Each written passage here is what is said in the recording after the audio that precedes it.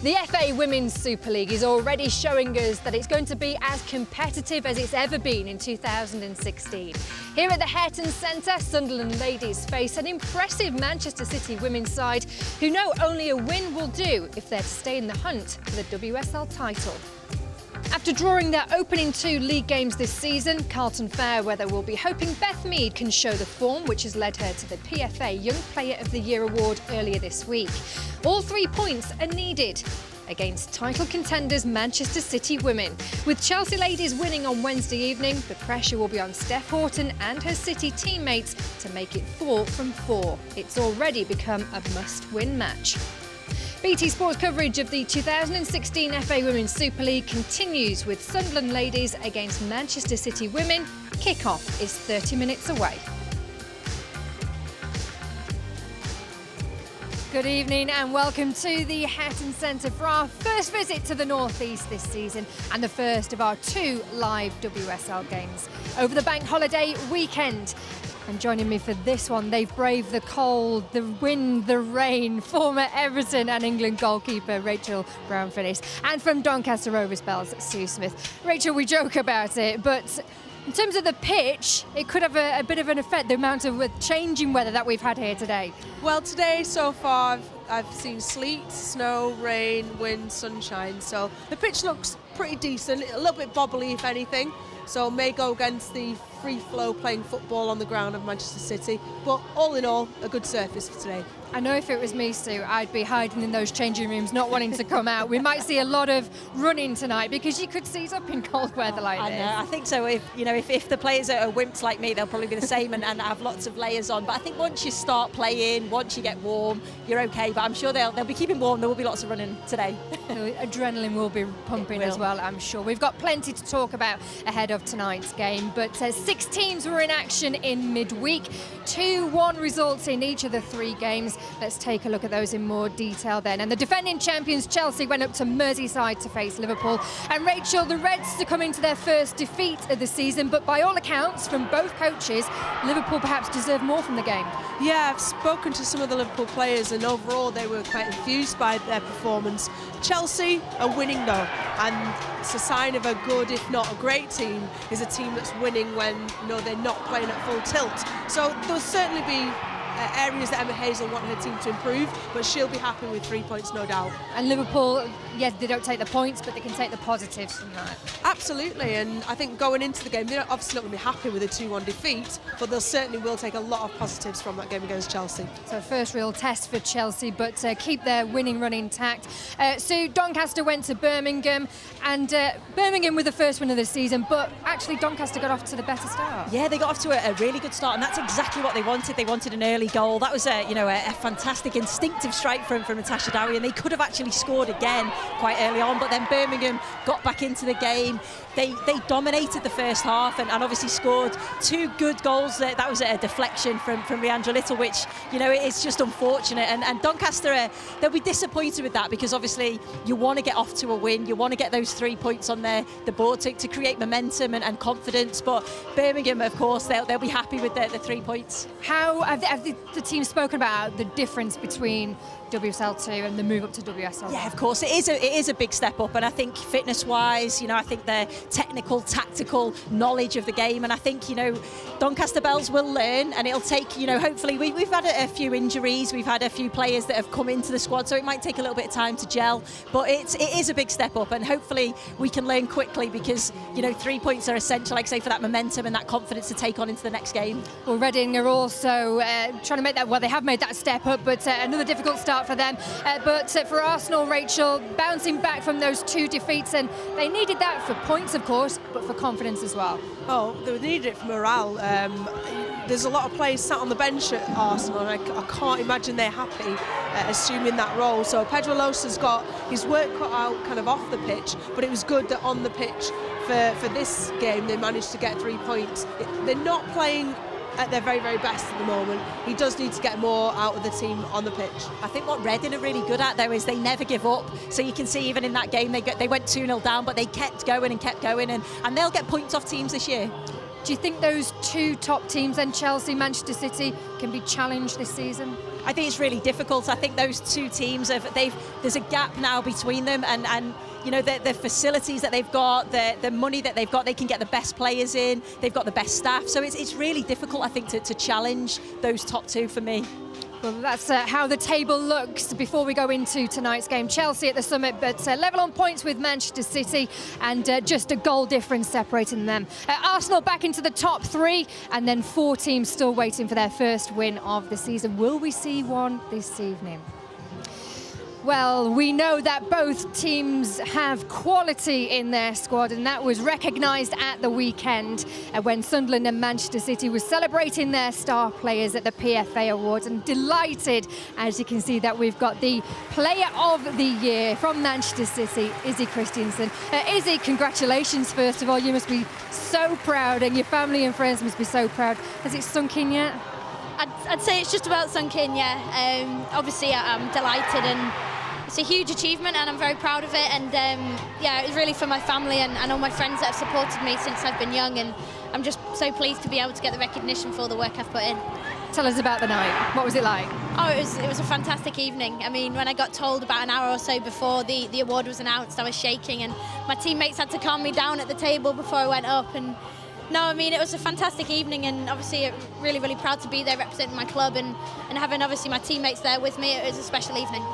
Tell us about last season for you, because particularly after that World Cup break, you were instrumental with Manchester City, and Manchester City changed after that break. What was the difference? I think that, I mean, the players that didn't go to the World Cup that were still at club level on our team, we worked our socks off. We addressed what we needed to work on as a team and as individuals. And we literally just worked our socks off all the way through the World Cup, and the girls ended up being in Canada for 7 weeks, and I knew that they'd be emotionally and physically drained, and I thought, well, I've got to do what I can, and the rest of the girls have to pick the team up, and we did that. Izzy, well done on the award. What are your personal ambitions for the rest of the season? First one being get back fit. Obviously frustrating time being injured, but I mean, on a more sort of general basis, I think that I want to win the league. I think I'm not going to try and scoot around that. I want to win the league, and that's something that I've wanted for several years now, and I'd like to think we'll be up there at the end of the season challenging for that. Izzy, you must be frustrated not actually being on the pitch. What's the prognosis? Well, it's obviously extremely frustrating, especially, I mean, nights like this. A wet, cold night is my ideal conditions to play in. I'm so jealous of the girls out there playing, but no, I should be back soon. The ankle's doing really well, and yeah, it's just a case of working hard and getting myself back fit and being ready to perform. Izzy, many congratulations. Delighted you can be here. Frustrated, I know that you can't be out there, but well done once again on the award. It wasn't just Izzy, of course, but Sunderland's Beth Mead was also recognised for scoring 12 goals in 14 league games last season, making her the top goal scorer in WSL 1. The 20-year-old striker says that she doesn't just want to be a one-season wonder.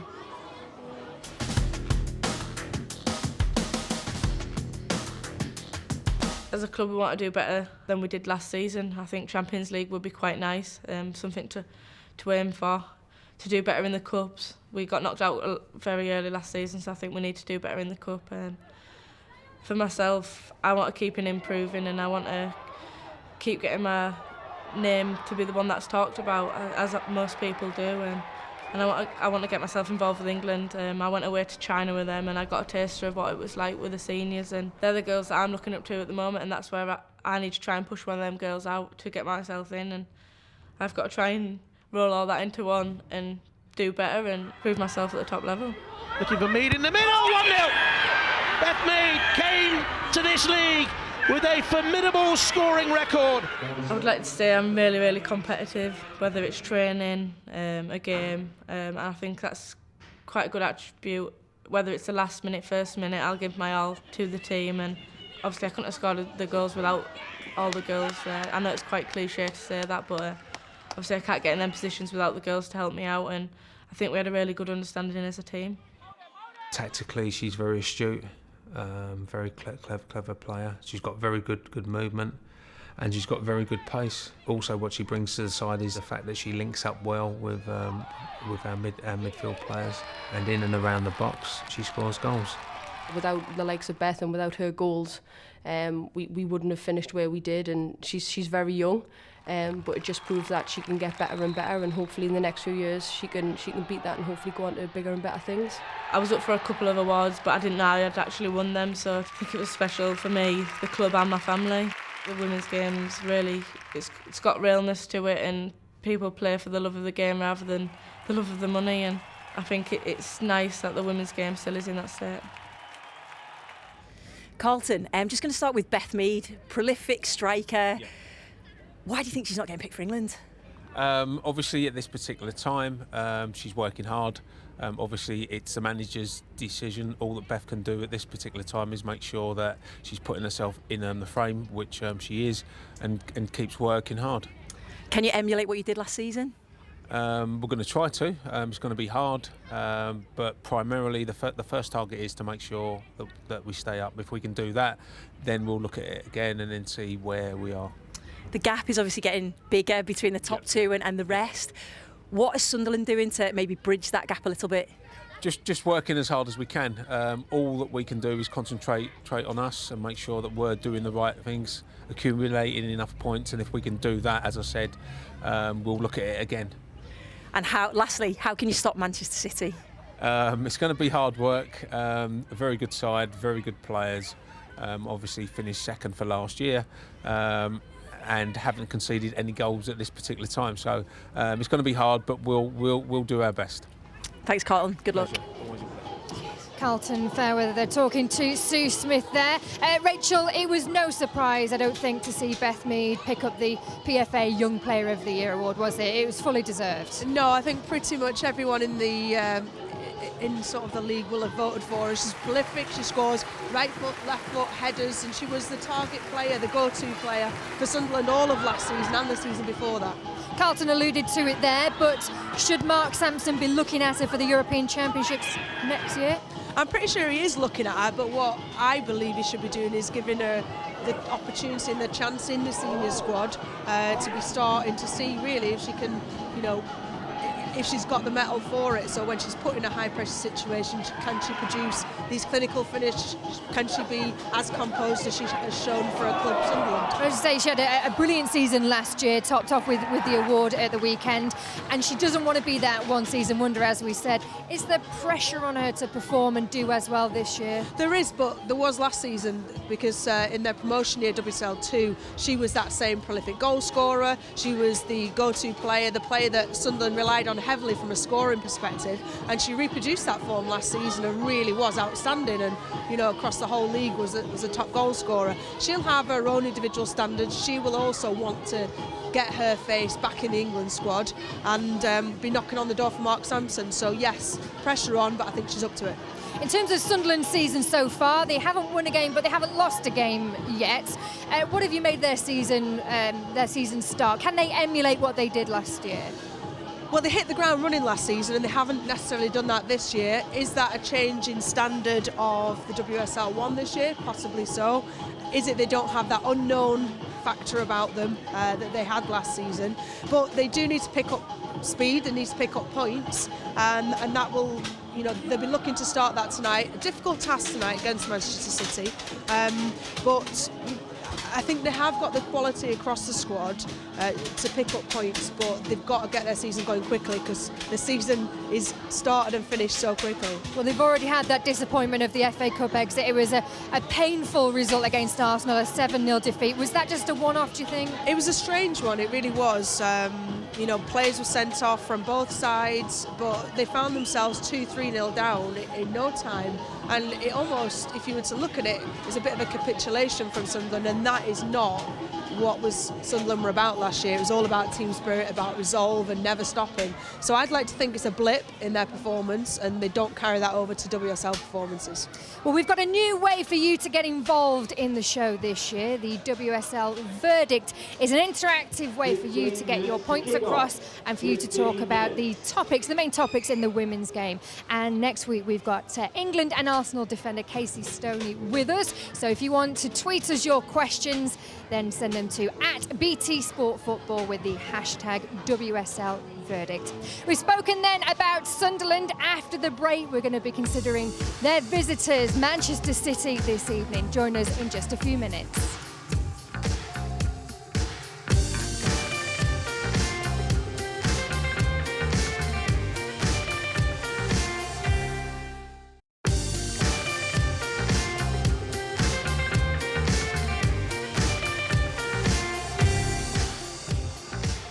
Welcome back. We're just 15 minutes away from kick-off here in the WSL, but what a week it's going to be for English sides in Europe.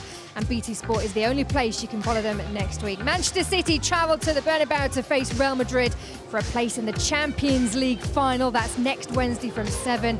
And then Liverpool welcome Villarreal to Anfield on Thursday in the Europa League. Both games exclusively live on BT Sport Europe.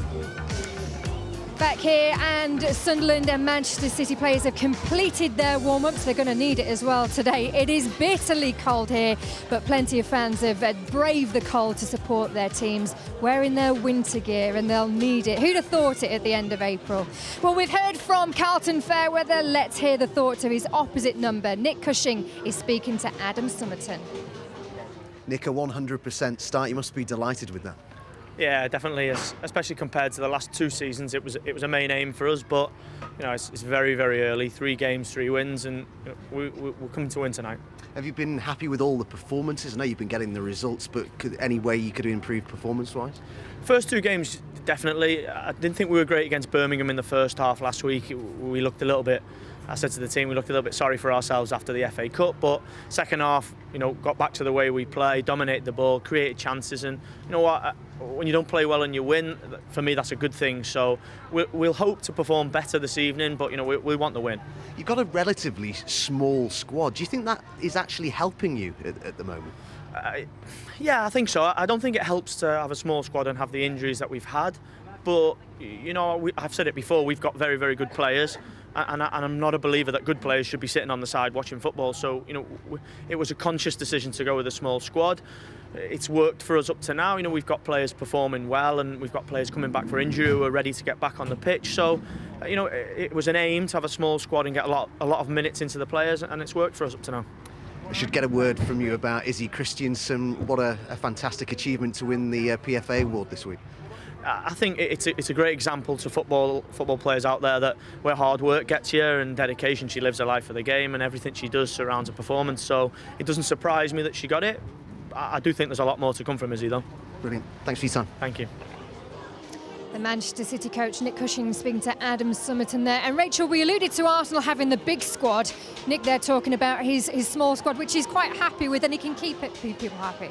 I think he's brought in certainly Ashlani. I think it's been a clutch signing for him in the off-season. But you're right, the consistency of players he's had so far this season really has been fantastic. It's almost akin to Leicester City, and we've seen what they've done this season.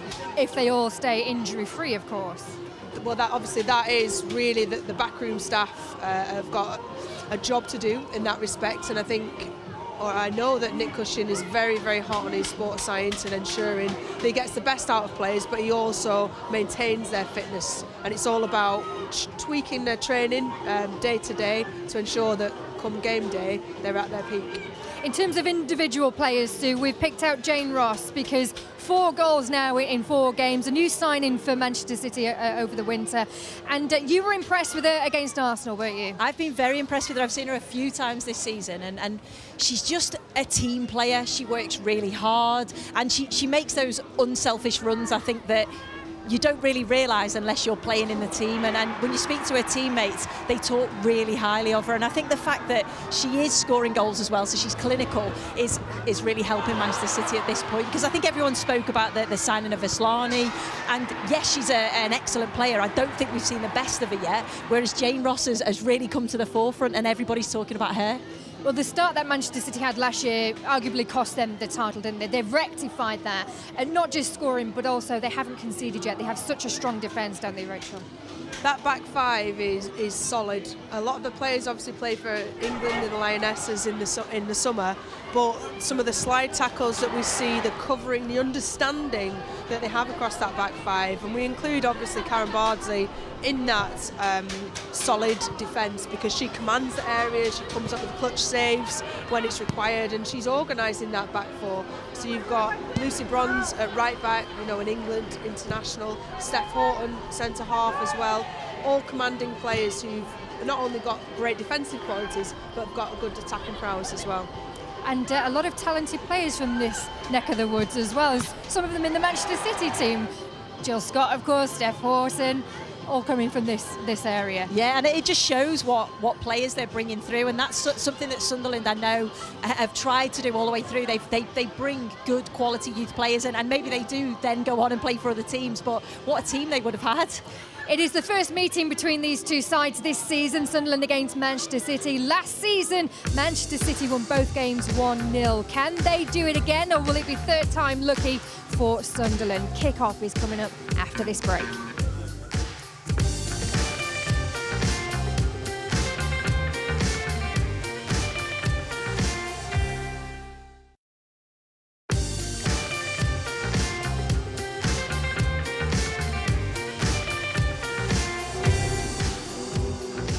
Welcome back to the Hetton Centre. It is Sunderland ladies against Manchester City women. Your commentary team is Lucy Ward and Adam Somerton. Thank you, Natalie. Good evening, everyone. I have to say, it is always great to be in the North East. A real hotbed of talent for the women's game. Sunderland, a club that's developed many of the country's top talents, several of them in this current Manchester City side.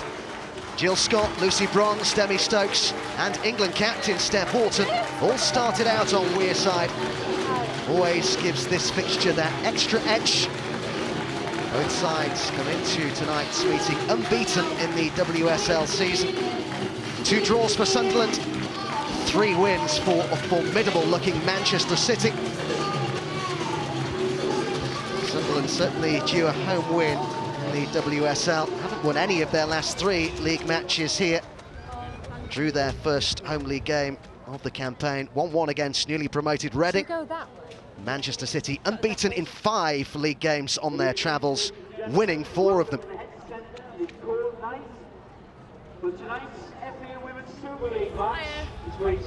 So much quality and experience in this current Manchester City squad. A team that has been assembled in a relatively short period of time. It's only the club's 3rd season in the WSL, hoping to win their first title in 2016. Sunderland also getting used to life at this level, finished a very respectable 4th in 2015, their first WSL campaign. Carlton Fairweather has Victoria Williams and Abby Holmes available again, and both are immediately restored to the back 4. Rachel Laws returns in goal, while the pacey Kira Ramshaw makes her first WSL start of the season. Newly crowned PFA Young Player of the Year Beth Mead leads the line. Manchester City are unchanged from the side that started their 2-0 win at Birmingham. Still no Izzy Christiansen, the PFA Player of the Year, remains out with an ankle injury. A fit again, Tony Duggan must be content with a place on the bench. 5 senior England internationals in the starting 11.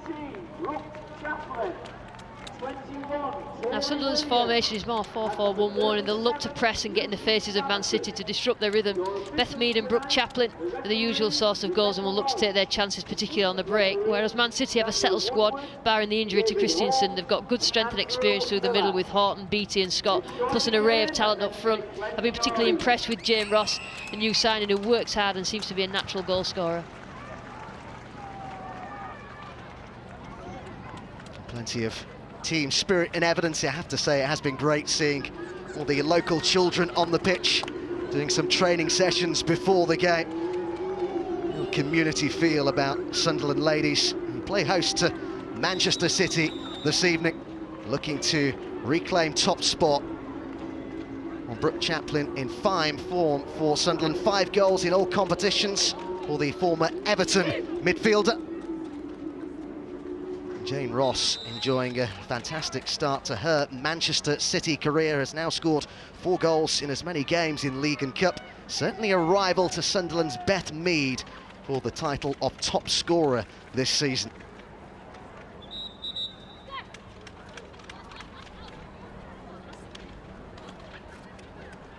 Manchester City top of the table and with a 100% start, surely start tonight as favourites. But Sunderland not a side to be taken lightly. And the ref tonight is Rebecca Welsh. And the assistants are Daniel Woodward and David Holmes as well. Here come the two skippers. Of course, Steph Horton, the England captain as well. Stephanie Bannon has been the Sunderland captain since she was just 18, 27 now. Works as a PE teacher in Middlesbrough. We have three members of the PFA Team of the Year on show here tonight. Jill Scott and Lucy Bronze of Manchester City, and Sunderland's Beth Mead. We would have had a fourth involved were it not for Izzy Christiansen's current injury, but it was great to hear from her before the game. Such a fantastic achievement to be crowned the PFA Player of the Year. We hope that she's back in action very soon indeed.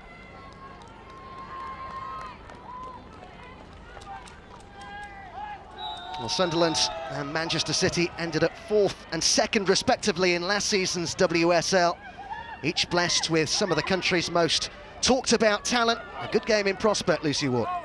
Absolutely, I think Man City will start on the front foot and Sunderland have got to stay in the game as long as possible. Paris with the early ball in, and it was well claimed by Rachel Laws. And the thing about the Sunderland team is when they've got Beth Mead up front, they've always got that outlet going forward. You can see this is something that she'll do all the time. Paris, it's good goalkeeping in the end, but Sunderland need to stay in the game. They need to not concede early and make sure they work hard. And I know that I saw an interview with Brooke Chaplin before this game, that they're going to work hard and close Man City down and try and disrupt the rhythm of their passing, which they're well known for.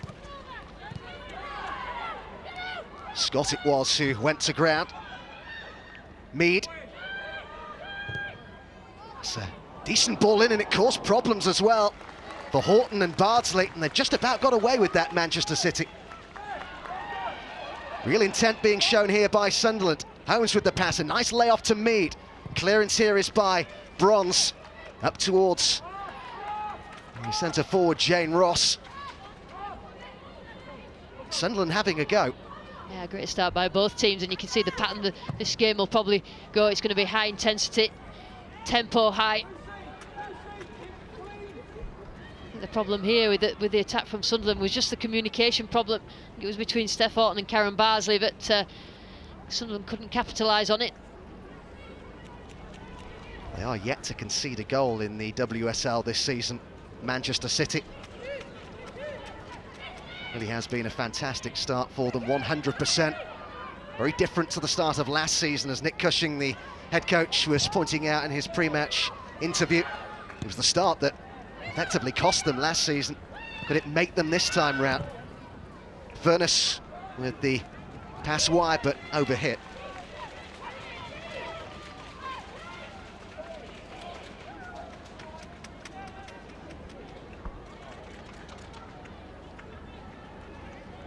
Tammy Stokes with the throw-in. She's from County Durham, started with Sunderland at the age of 8, made her senior debut at 16. Doing fine things for Manchester City these days. Well done by Williams.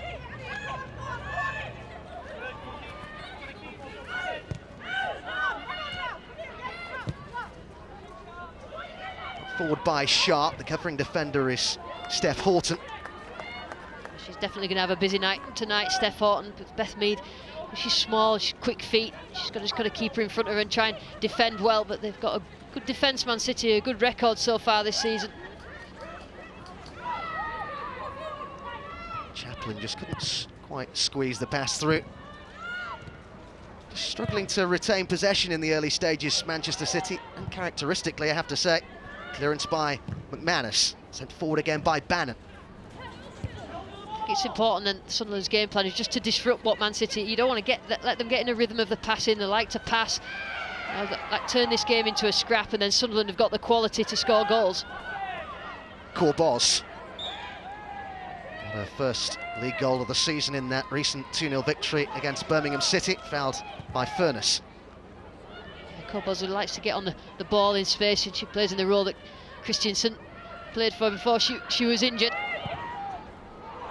It's one for Mead to chase. Out comes Bardsley.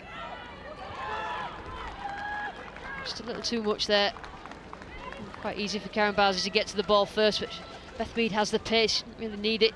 That far in front of her, just stick it into the space in behind Man City back four, and obviously that's something that Sunderland are looking at doing.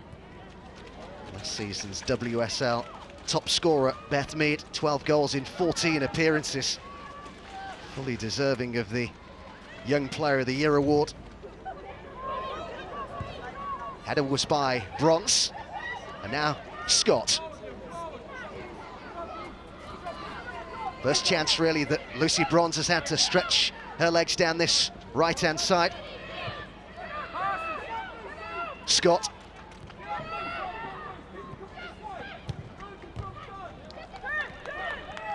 Mead gets there before Bronze, and now the Irish international Roach. Williams.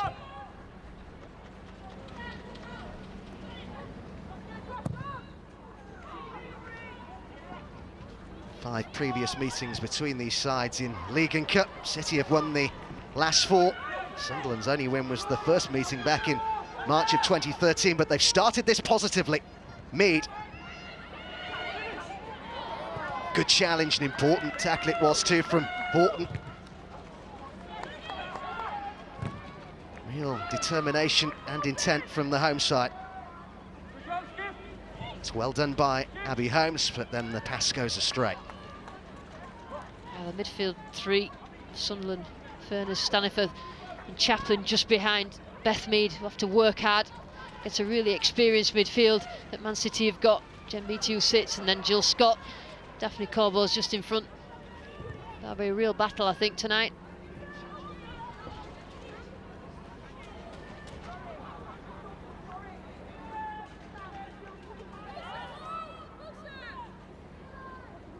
Rachel Laws just instructing her defenders to move up. Header by Scott. This is Lucy Bronze, named in the WSL Team of the Year for a record third year running, the England international.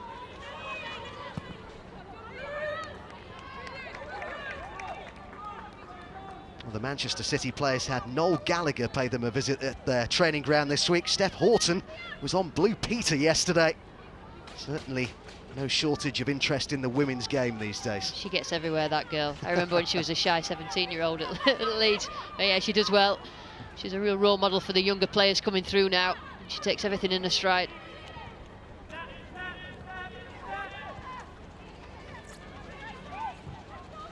Beattie's pass to Scott. Bronze. Now Horton.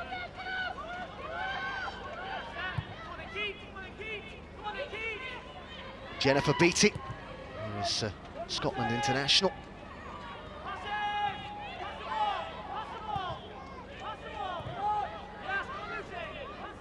See, this is the rhythm I was talking about, Adam, where Man City can pass the ball for fun. And they're really compact, Sunderland, and trying to defend as a unit. Important for them as well, with the way that the game has started, to maybe take the sting out of it in terms of Sunderland, who've really had to go in the early stages. Yeah, I mean, you don't come up to Sunderland and expect an easy ride. You're always going to find yourself in a game, and Nick Cushing knows that.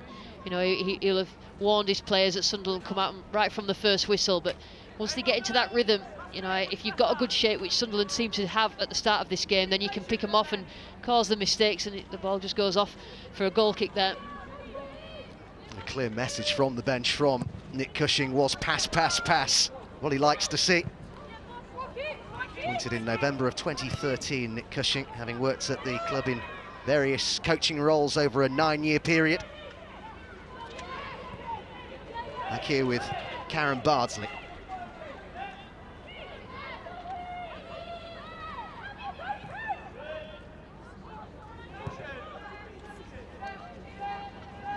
Horton, England captain since January of 2014.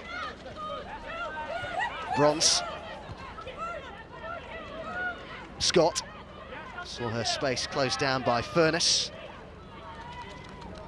There's always a big ask for Demi Stokes to keep it in. That's what Sunderland want, just forcing Man City into making a mistake, forcing a pass out wide there to Stokes, but I think Man City will keep doing it. Jenny Beattie's found herself just out on that left a little bit, just sees the space down that left-hand side, and with Stokes overlapping. Holmes with the throw in here for Sunderland, whose last outing was a 2-2 draw away at Liverpool. And it will have almost felt like a win for them, really. Did brilliantly to come from 2 down to take a point. City maintaining their 100% start away at Birmingham. Goals from Corbos and Ross, giving them a 2-0 victory. Although Nick Cushing saying before the game that he wasn't entirely happy with their first half performance that day. That's a big loss for them in the FA Cup, and that just hurt, and they've just got to get themselves back in, and I think they did. They got the result back into the league and fully focused on this league, because there's so little games in the league. It's important that you don't lose many. I mean, Arsenal have lost a couple now, and Man City have got to make sure they keep up with Chelsea. Good to see Carlton Fairweather there, the Sunderland head coach. He was known as the level-headed one in Wimbledon's famous Crazy Gang. Survived 9 years at the club up until 1993. He must have a bit of crazy about him. He couldn't have been in that dressing room without being a little bit crazy. He actually did summer coaching courses in the United States when he was still a player at Wimbledon. Said he picked up plenty of tips from the likes of Don Howe, Bobby Gould, Dave Bassett. Chaplin's header, clearance by McManus.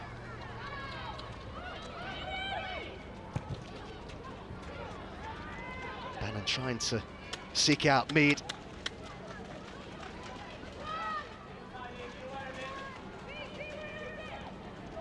Should be a good battle between those two, Bannon and Mead. Bannon and Ross, I should say, but clearly Mead so important as she puts Bardsley under pressure. Pressure that nearly paid off. Paris.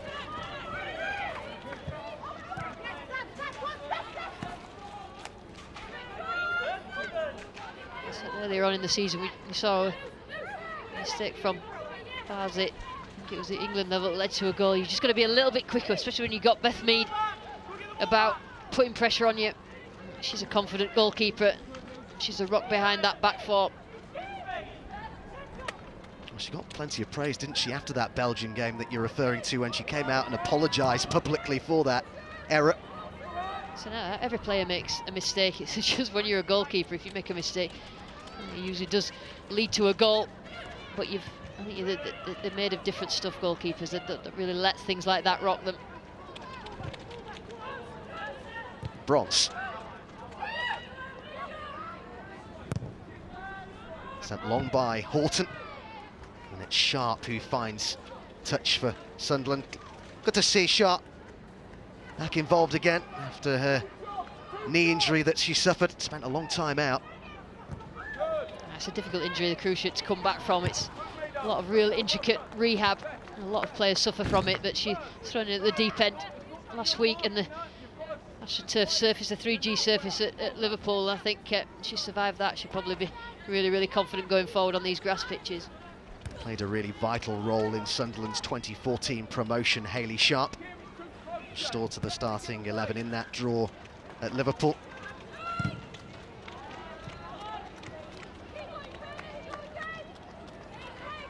I have to say, it's been a pretty even start, hasn't it? Yeah, it has. I think fully expected it that Sunderland came out of the traps. Man City have settled into the game a little bit more, and I think it will be a battle of the talent up front. I think Beth Mead, the opportunity she gets for Sunderland, and also right across the front for Man City, they've got players with talent in abundance. Pass by Bronze, brought down here by Aslani, who knew exactly where Stokes was. It falls again for Aslani.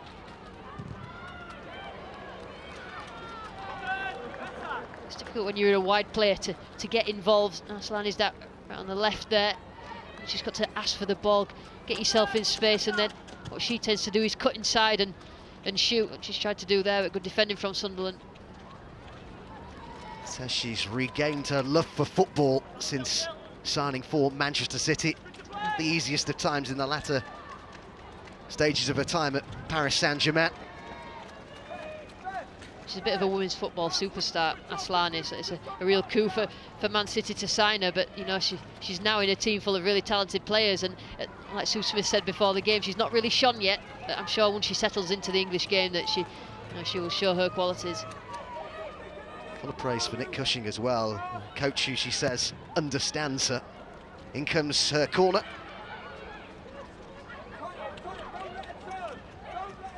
Kept in by Scott, who looks to combine with Horton. Really well worked by the two England players, and the shot is off target from Paris. That's good movement down the right-hand side. Jill Scott held the ball up well, but just got to defend a little bit better. You see Jill Scott onside. Both players drawn to the ball, but Paris couldn't finish it. A little 1-2 there with Horton and Jill Scott, who were up for the corner, trying to get their heads on the end of it.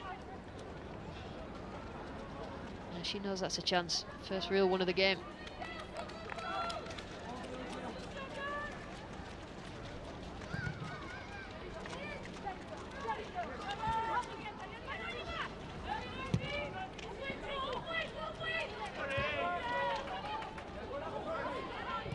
Good header by Beattie. It has been suggested in some quarters that Sunderland overachieved in their first WSL campaign. Certainly Carlton Fairweather has made a point of saying he's mindful of second season syndrome. The main objective is to get the points required to stay up before reassessing things, he says. Yeah, definitely were a surprise package last year, but people know about them now. But the thing that they have is a great attitude and work ethic, and they'll work hard for each other and never give up. And that's probably get them quite a lot of results last season.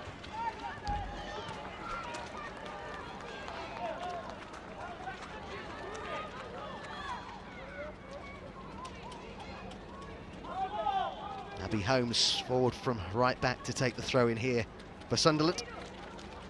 Used to be a PE teacher, Abby Holmes, but has turned pro since promotion to the top flight of women's football. Interesting that not all full-time though. Stephanie Bannon, for instance, part of that bat four as well, still works as a teacher. It is a choice. I mean, obviously the women's game's getting bigger, and that you can be a professional player now, but I think if you built up a career in a school, particularly a PE teacher, sometimes it's difficult to leave that, and that's what Steph Bannon, she's been here a while, so she's a mainstay of this team. She has said, Stephanie Bannon, that she would never leave her job as a teacher. Works in Middlesbrough. So she just loves it too much, and clearly has understandable employers, I would think. Yeah, I think that's the thing. You know, if you can do both and incorporate both training, I mean, you know, women have done it for years, but there's no mistaking that full-time training have made teams better. You only have to look at Chelsea and Man City, and you know, obviously Sunderland are trying to do it because you have to do it to try and keep up with the top teams, and that can only make the women's game better in this country. Has been Sunderland's captain for 9 years, Stephanie Bannon.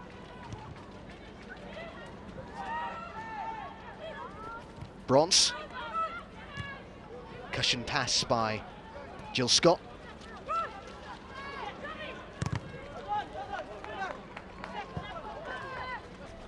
Steph Roach making sure that didn't go too far, that ball by Lucy Bronze.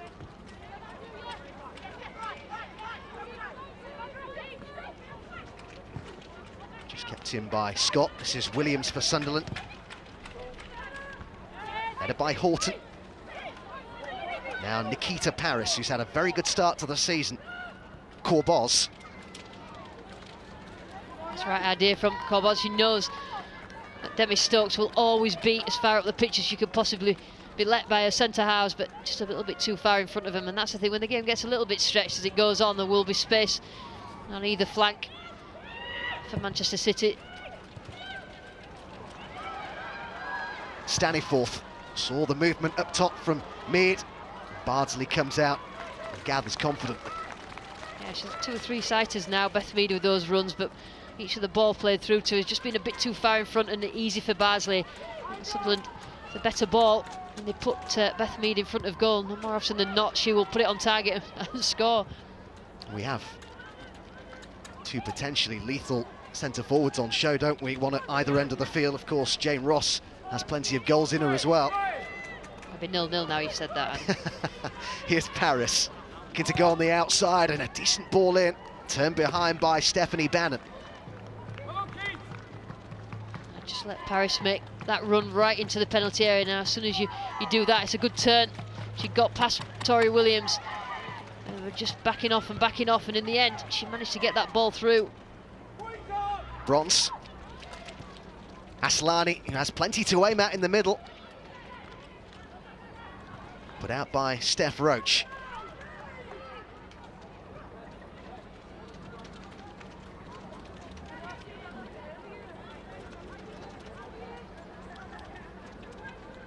Manchester City currently level on points at the top of the WSL with Chelsea.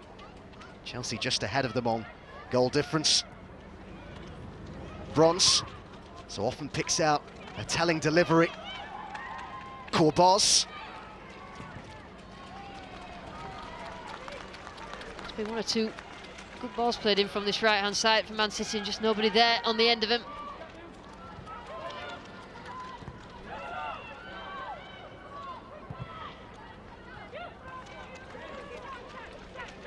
Scott.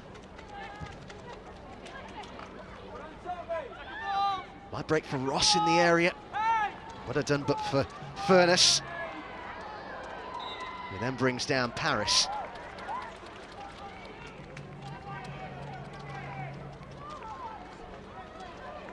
It's a good attendance tonight. We've come to expect that with Sunderland. They had the third highest average attendance in the WSL. And this is a fan base built up over years and years. Whenever we used to play Sunderland, there was always a lot watching. Aslani with the ball in, and it was Horton who was forward. I think the assistant referee had given offside there, but you just see Steph Horton's movement. I don't know if she was when the ball was kicked, but she's on her own there. She usually can do better than that, and she's lethal from those sort of set pieces, so it really is a risk for Sunderland to leave her on her own for the free header. And you see there behind her, Nikita Parris was wondering why that wasn't left for her.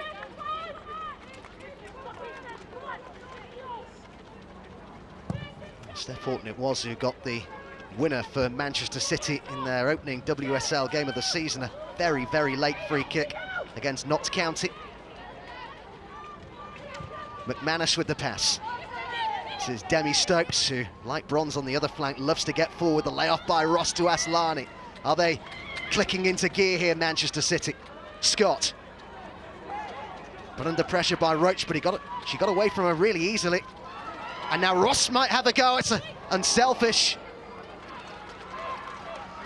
All the way across here for Demi Stokes. Corboz shows on the edge of the area. Under pressure here, Sunderland, can they weather the storm? Stokes. Another good turn. And in towards Aslani. Well saved by Rachel Laws. Sunderland unable to keep possession. Really under the cosh momentarily here, the home side. Paris unable to find her way through. Mead perhaps to try and relieve some of the pressure. Man City really turning the screw there. A couple of passages of play there, and you see that the value of Beth Mead to her team, and she gets the ball and runs with it and just brings the play into Man City's defending half. But some great, I'll tell you what, Jane Ross is a really clever player. Not only can she score, but a couple of touches there in the phases of play. Very, very good. I think this is the end one, but it ended up, I think it was a header for Aslani. Made the keeper think about it. Laws, she was well in control in the end, but that was a culmination of a few pieces of play that it just shows the quality of Man City down that left-hand side. Corboz.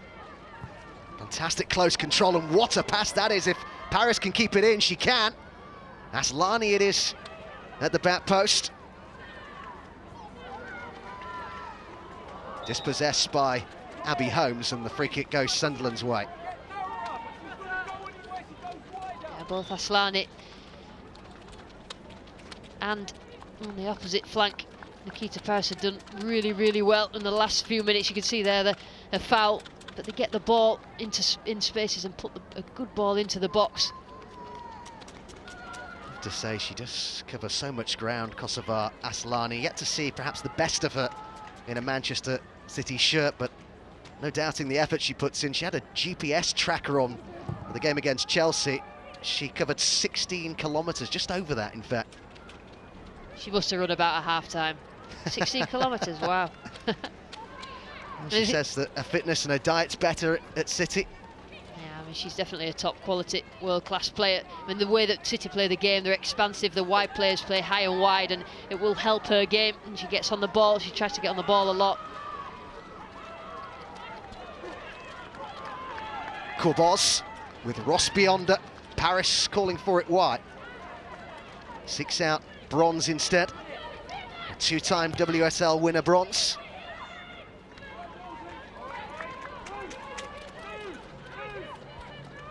Sunderland defending quite deep, which means there's quite a lot of space in front for Man City. But as long as the play is in front of the Sunderland defence, then it makes it a little bit easy. It's when Man City get in behind, but quite a lot of the time they're playing that ball where it ends up as a goal kick or goalkeeper's ball. So dealing quite well with it so far.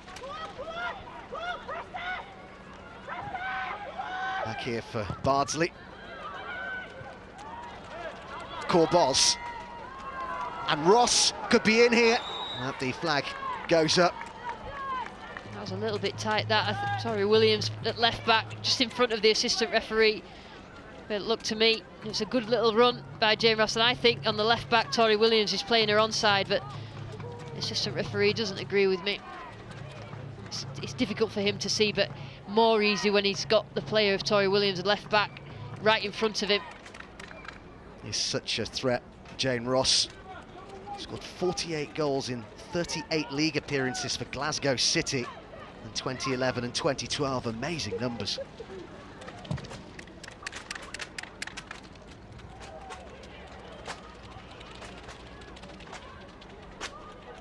Aslani. And Beattie. Scott's found space really well, and she's got Paris wide right. Ross goes through the middle. Corboz is another runner. Just maybe picked the wrong pass in the end. Had the luxury of options, really, Jill Scott. That's really strong running from Jill Scott. She's one of the standout players for Man City and England. And now she gets the ball. She's so athletic that it's difficult to get the ball off her, but she makes really good decisions. Not that particular time, but more often than not that she does. Well, she started out at Sunderland, born in the city, actually ran for Sunderland Harriers. Was a winner of the Junior Great North Run once upon a time.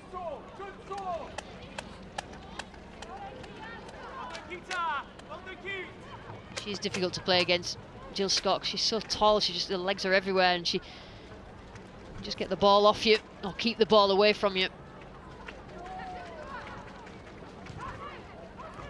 Bronze. Early ball in. Beattie. Our next slide, WSL action, comes from Meadow Lane in Nottingham on Bank Holiday Monday. Two-time champions Liverpool, the visitors to Notts County. On the 19th of May, newly promoted Reading go to Birmingham City.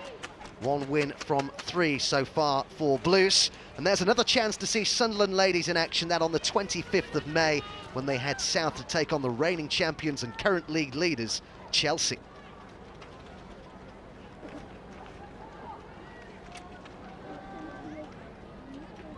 Man City have definitely settled into this game. Jenny Beattie plays just in front of the back four, and it's quite a good role for her. She dictates play, technically very good, very strong as well. So in transition, when Man City win it, she's usually the one that gets the ball and feeds Jill Scott or either of the wide players. Intervention from Staniforth was important there as Ross was assessing her options. Here's Furness for Sunderland. Width provided here by Steph Roach.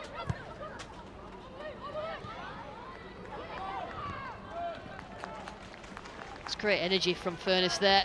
Just goes goes out from her midfield position and closes Steph Horton down, and just means the play stays up the pitch. She's in a battle with somebody she knows very well in the heart of that midfield tonight. Rachel Furness was a teammate of Jill Scott's at Gateshead College back in 2004. She's an established player in this Sunderland team now. Lucy Staniforth and Brooke Chaplin in the middle. I think a real leader and works hard. The rest follow her role.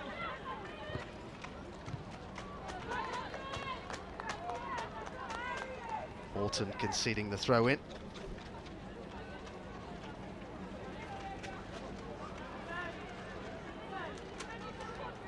And they get some service into last season's WSL top scorer Beth Mead here. It's been rather starved of it so far after what was a bright start by Sunderland. Nikita Paris finds Jill Scott. Always seems to find space. Manchester City's number 8. Stokes.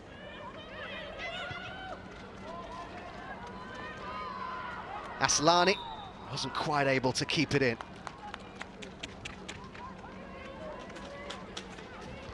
She's a real key player, Brooke Chaplin, for Sunderland. I think she felt that a little bit.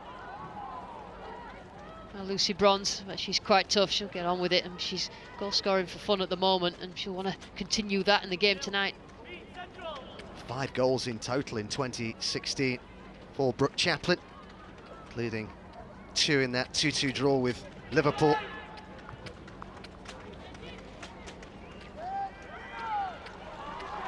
It's well won back. And now Furness looking to lead a counter-attack here, has Roach in support. Mead going wide. Williams, good build-up play this by Sunderland. Mead. Sharp.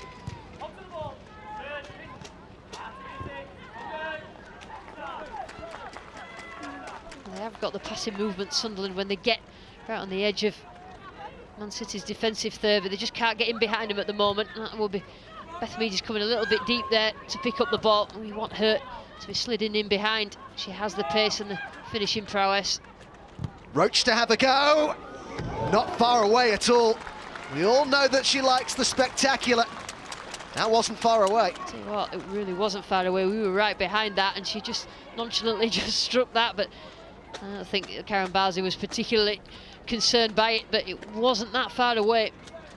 Struck behind, just dipped just over the bar. Did of course come to fame as runner-up for the FIFA Puskas Award for the best goal in 2014. Did Steph Roach, that behind James Rodriguez of Real Madrid. Ross, Scott in the middle, good ball over, and well saved by Rachel Laws. The effort by Aslani. Really linking up well now, the forward players. And that's Jane Ross who's come out wide, and she just gets herself a little bit of space because really searching ball in there. Aslani, she get it on target, really couldn't do anything else with it. She couldn't really direct it past Rachel Laws. She was on the end of it, and in the end just put it back into the goalkeeper's hands. Roach's pass, Manchester City suggesting that Beth Mead was offside, and the referee agrees. She has the pace. She doesn't really need to venture offside, so that's good defending by Man City and keeping a really good line. Her movement is particularly good. I said it didn't really look like she was offside there, but just as the ball is played, it's difficult for an assistant referee to see it at the same time. She has got the pace to just hang back a little bit. Here's Stokes with Ross arriving in the middle, and again it's well claimed by Rachel Laws, but they're knocking on the door, Manchester City. Yeah, they're definitely building up ahead of steam. Man City getting the ball wide, whether it's Stokes or Aslani down that left-hand side, and it's a wonderful ball. Laws just really couldn't keep hold of, but luckily for the goalkeeper, just lands. She was really pleased to see that land right back in her arms. Rachel Laws, a WSL title winner with Liverpool in 2013, then went and won the second tier the following year with Sunderland. Says Shay Given is her footballing idol. She was really, you see there, she was just annoyed with herself at the first attempt she did to save that cross. It wasn't really a choice that she really wanted to make.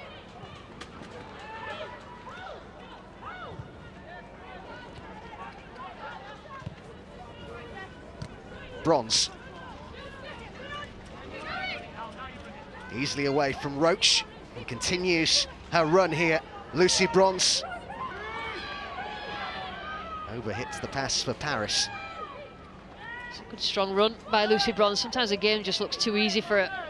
You know, she could just glide past people. I always say that I think she could play in any position, but I think that just Man City are complaining about the tackle from Tori Williams, as there was with both feet, but I don't think either of them were off the floor, and Lucy Bronze didn't react, and usually that's a good indicator of whether it was a not very good challenge or not.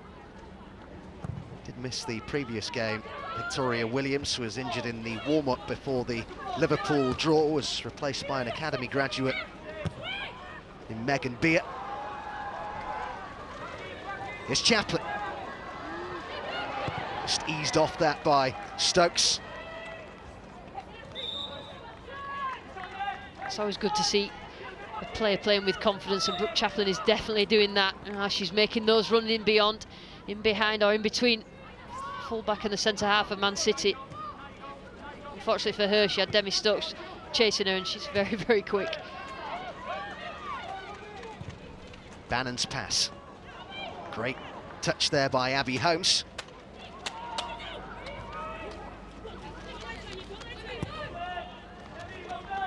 Not really seen as much of Ramshaw as we have Roach on this left-hand side. And Demi Stokes has managed to attack quite a lot in this half. I think Ramshaw needs to try and get herself on the ball and just push Demi Stokes back and just take away her out of Man City's attack. Pass by Holmes, and gets it back again here. Furness in the middle, Williams is there, and Roach is too! Saved by Bardsley. You can see what Steph Roach was going to do all the way across. She watched. I mean, it was good, clever play by Chaplin. In the end, Abby Holmes gets the ball across, but she was always going to. It's always difficult to score from there, from her header, and I think in the end, Bardsley had it covered well. She had to get a lot of power on it. Roach. Karen Bardsley was equal to it, but a chance for Sunderland.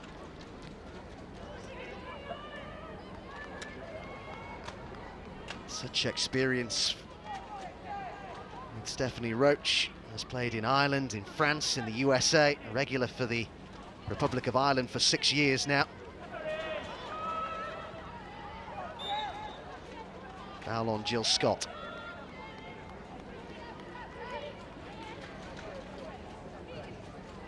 The last goal was in a 5-2 victory against Everton back in July of 2015. Sent forward by Stokes. Roach back defending here. Now it's with Williams.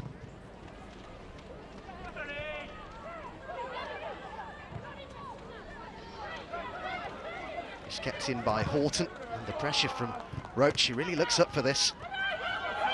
Chaplin turning into trouble in the shape of Scott. Quick pass by Beattie to Corboz. It's a good play from Lucy Staniforth then, and just managed to just quell the attack from Man City. Paris.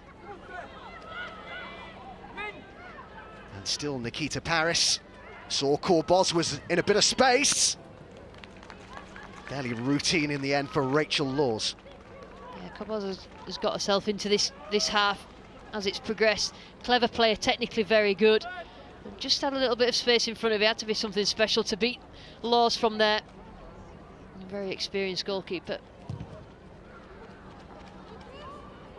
Really are in such a hot streak, Manchester City, on their longest ever winning run in the WSL. 7 games in a row going back to the end of last season. They are 13 games unbeaten, but very much in a match in the North East tonight. I think there's many teams that'll come up here to Sunderland and walk all over them. But Chaplin going down off the ball there. There's no real reaction from anybody else in the Sunderland squad or on the sideline. Can't unfair where there's not really any sort of reaction to it.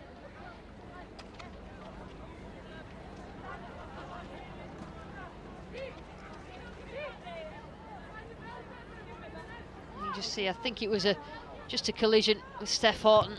Yeah, I don't really think there was any sort of intent there from Horton. No, she's not really that sort of player. She's tough. She's not really cynical. Spent 5 years with Sunderland, Steph Horton, up until 2007 before she went to Leeds. As the FA Young Player of the Year with Sunderland in 2007. As Bardsley again comes under pressure from Beth Mead, but she was very calm about it, wasn't she? Yeah, there's only so many of those that you can get away with Beth Mead. She won't stop working hard, Beth Mead, and she's really quick, and sometimes you've got less time than you think you've got. Scott. Jennifer Beattie. It's miscontrolled by Stokes. But run it back well. Jill Scott. And now Corbos. And Paris. And a chance! Taken emphatically by Nikita Paris. It's her first WSL goal of the season. Did really well. Great move by Manchester City. I did actually think the chance has gone as the ball came in to Corbos. I mean, it's a really good run from Jill Scott in the first place. I thought she needed to shoot then, but great vision to put the ball into Paris, and then just the power in the shot took it past Laws. You know, Man City have been knocking on the door, and I think it just needed some sort of finish just like that. And it's really, really difficult to get your hands behind that as a keeper. It's a really strong finish.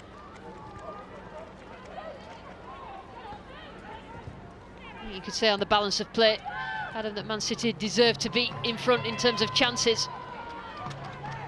Aslani looking to finish the first half with a real flurry. Manchester City. Chaplin. Now can Sunderland respond? Furness. Saw Roach was in a bit of space. Certainly is having a great campaign. Nikita Paris got a late call up to the last England squad after a couple of withdrawals. Was her first call up.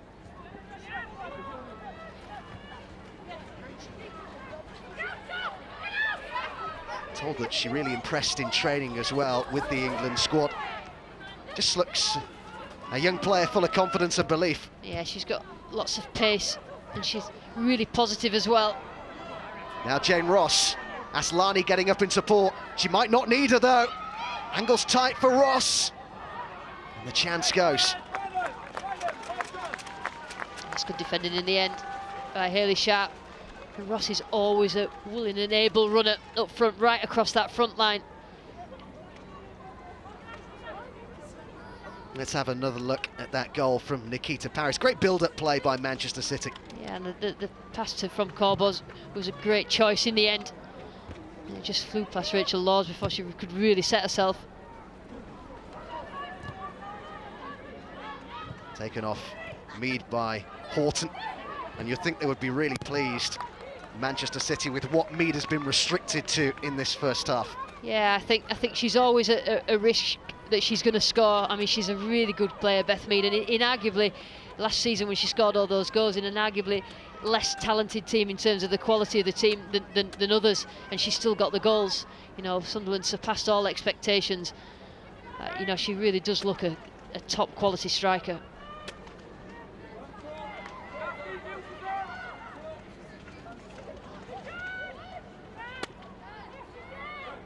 Here's Williams. Nikita Paris here, which just puts Manchester City in front, would seem to have something of a problem.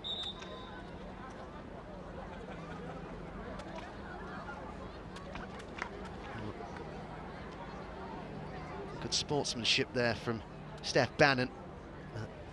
This is the goal that separates the sides. You don't stop those. She's quite happy with that one, a little jig, but she's not happy at the moment. Just a little bit of a knock. Nick Cushing has to be delighted, really. His side had to weather a bit of a storm from Sunderland in the very early stages. Yeah, I think the thing is that this Man City team, they've got to, and they will learn, and they have done, to win ugly. You know, that it doesn't really matter what it looks like. They've got the rhythm of the passing going, but they have to defend, and they put bodies on the line. And you know, he's got He's got a good back line, he's got good BT and Scott in front, which just puts that little barrier in front of his back foot, but he won't want to lose her. Just seems to have been a collision, doesn't there, that's resulted in that problem for Nikita Paris with Victoria Williams, but there were no hard feelings between the pair of them. He does say, Cushing, that he feels as though this is the most balanced squad that he's ever had at Manchester City. We talked before the game with him about how maybe it isn't the biggest of squads, but perhaps that's playing in his favour right now. Yeah, I think so, because they get a little bit of continuity, they get momentum going, they've won the games and they're not swapping and changing. When you make 3 or 4 changes, which you sometimes have to do when you've got 14 or 15 top quality players in your squad, like other teams have in this league, but it's really on a balance. If he gets too many more injuries, then you know that will be a problem, but at the moment it's working really well for him. Scott. Paris. To go on the outside of Williams. Ross makes a movement, and Aslani and Corbos were there too. Really are a threat down that right-hand side. Yeah, they really are causing problems. Man City, Paris and Aslani get it and just run at the defenders and put the ball in the box. Inside the only minute of added time. So the stoppage in play here, the problem for Kira Ramshaw. Chelsea very much the team to beat for Manchester City. The Blues double winners last season, and of course have added Karen Carney to an already strong squad. And Emma Hayes not the sort of coach who'll allow anyone there to rest on their laurels. Manchester City just simply have to keep on winning, and they have themselves in front here. Just seconds remaining at the end of the first half. Clearance by Rachel Laws. It's important for Sunderland that they stay in the game and they don't let this game further away and concede another goal, because while ever it's 1-0, there's always a chance that they can get back in it, particularly with Beth Mead. She just looks sharp tonight, just needs that one chance. Forward by Horton to the goal scorer Nikita Paris.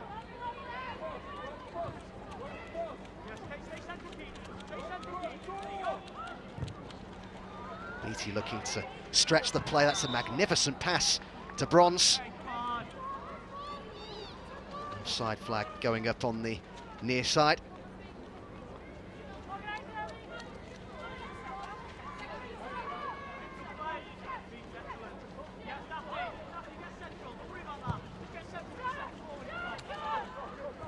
Headed by Horton. It was a towering one, and it brings the first half to a close.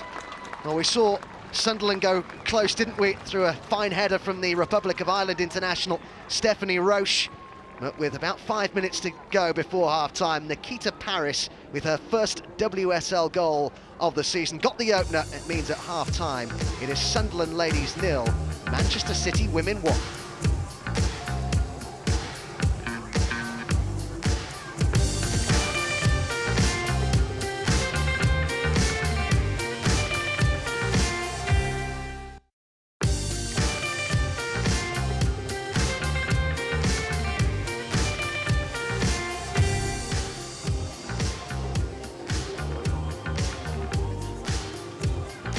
It's half-time here in the WSL. We'll take a look back at the first 45 minutes in just a second, but just a quick reminder, we've got on BT Sport this weekend. Fletch and Sav will kick things off on Sunday this weekend from 10 o'clock ahead of our live Premier League game between Swansea City and Liverpool, when Jake Humphrey and the boys take over from 11:15. That is BT Sport 1 on Sunday. Back here then, it is Sunderland 0, Manchester City 1. Sue Smith and Rachel Brownford is with us for this game. And Sue, just the one goal in it. Sunderland certainly not out of the game, are they? No, they're certainly not. And I thought they started the game really well. I thought they pressed Manchester City very high up the pitch. They won the ball back and actually created some chances. I just thought as the game went on, Manchester City's passing game just started to come into play, and they started to dominate the end of their first half. Well, Manchester City did start increasing that pressure, didn't they, Rachel, towards the end of the game? And Nikita Paris with the breakthrough. Yeah, once again, Daphne Corbos integral in this goal. Nikita Paris, we see here as the ball's played by Jill Scott, Corbos then finds the space, but Tori Williams from Sunderland gets dragged in field, which leaves that space.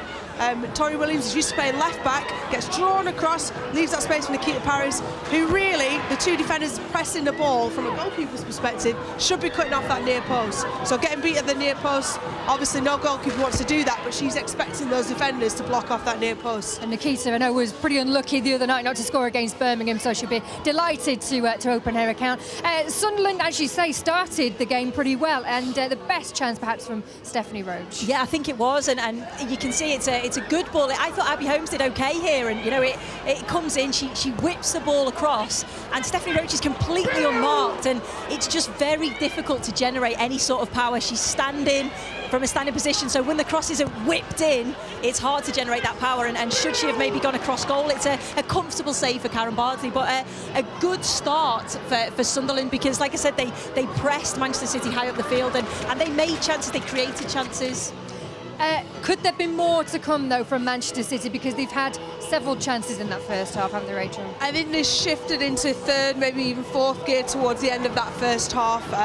The first half, first 10 minutes was dominated really by Sunderland, but then the game plan for City started to creep in and really wear down Sunderland, and these passages of play, these picking players out in the box, they started to create chances and open up Sunderland, and they really should have gone ahead a little bit before Nikita Paris actually put them ahead sort of 10 minutes before half time. As City do, they get a lot of joy down the right hand side with Lucy Bronze, down the left hand side with Demi Stokes, and they're picking players out in the box, and that's where they're dangerous. Jane Ross was one of those with an opportunity, and again we've seen tonight how good she can be. So just the one goal separates these two sides, Sunderland against Manchester City. Nikita Paris with the breakthrough in the end. We've got the second 45 minutes coming up after this break.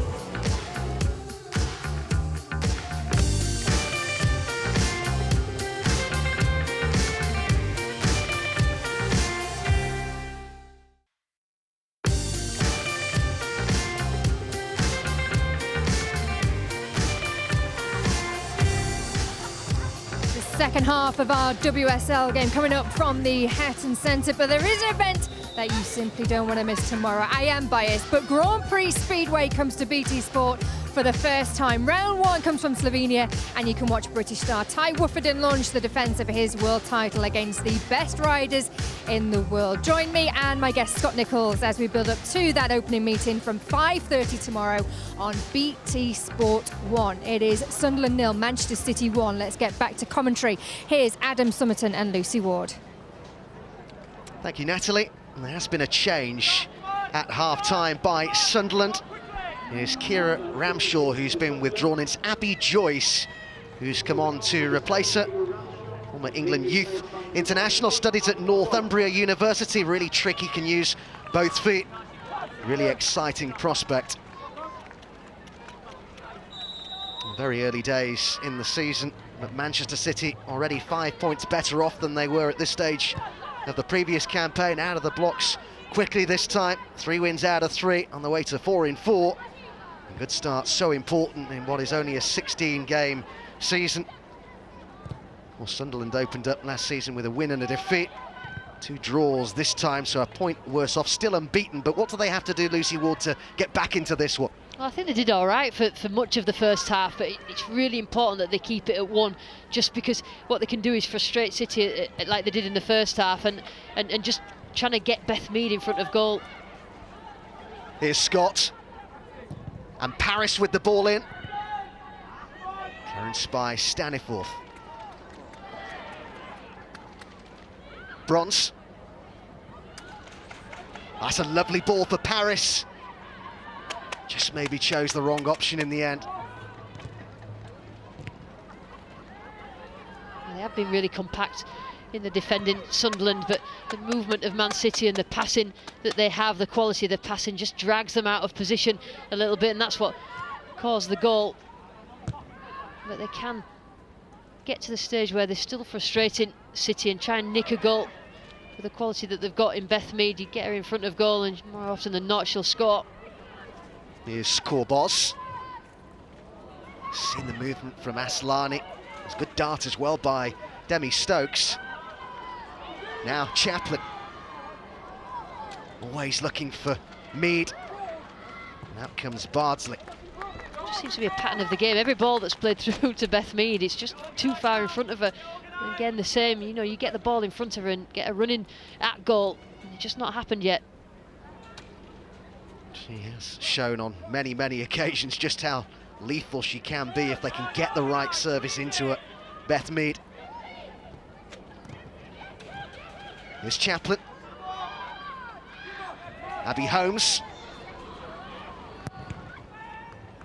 Well defended by Demi Stokes.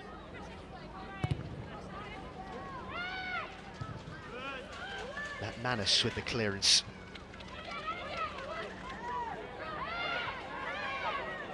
Just looked a nasty collision there involving Holmes and Aslani. Yeah, there's definitely some sort of knock to the head for Holmes. I mean, she's a tough character. I mean, you just see how she just went down. I don't know whether it touched a shoulder or a head. It looked like a head, yeah, just an elbow to the head, to the face. I don't think it was any sort of intent from Aslani, but she definitely felt it, Holmes. When you see the replay, you can understand why as well. It was a hefty whack that. The youth graduate with Sunderland, Abby Holmes. She was sent off in that 7-0 FA Women's Cup loss against Arsenal just recently. You can fully understand, Lucy, why they're taking their time here with Abby Holmes. Yeah, you have to be careful when it's a knock to the head. I think more when you get a knock to the nose like that, it makes your eyes run, makes your nose run. I don't know whether it's bleeding, but she wasn't comfortable directly after it. He's a real tough customer, Abby Holmes. Tough tackler, no nonsense. Let's hope she's okay. Yeah, Aslani just went up with her arms. I mean, it did actually look like she meant to do it. She didn't. You could tell where her eyes were facing. She was trying to get her arms to get some sort of protection to the ball. Well, nobody's complaining, so you can tell there from the lack of intent. Sunderland temporarily down to 10 here. Well, Holmes continues to receive treatment.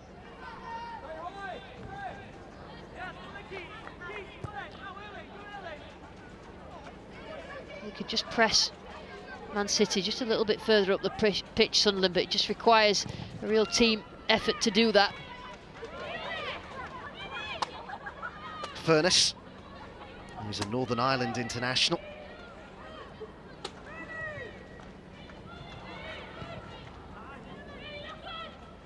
Still, they remain down to 10 here. Sunderland does look as though she is going to be okay.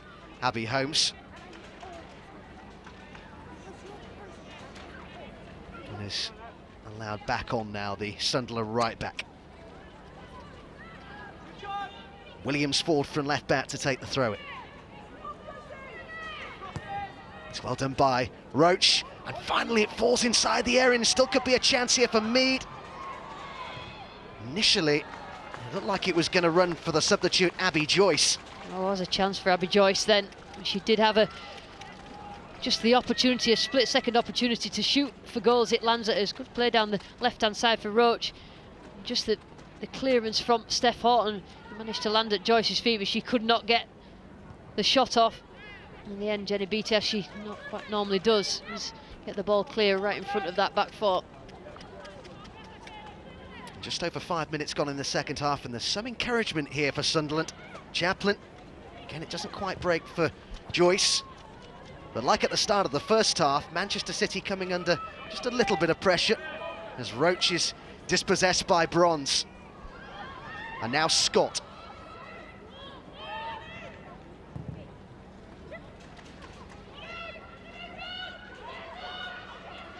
Manchester City, remember, will go back top of the WSL should they win this game. See, Man City can be effective both by being dominant through possession, which Nick Cushing likes, but also on the counter. You know, when Sunderland have pushed a lot of players forward and they're out of balance at the back, that's when Man City can really sort of turn the screw and get the wide players on the ball really early.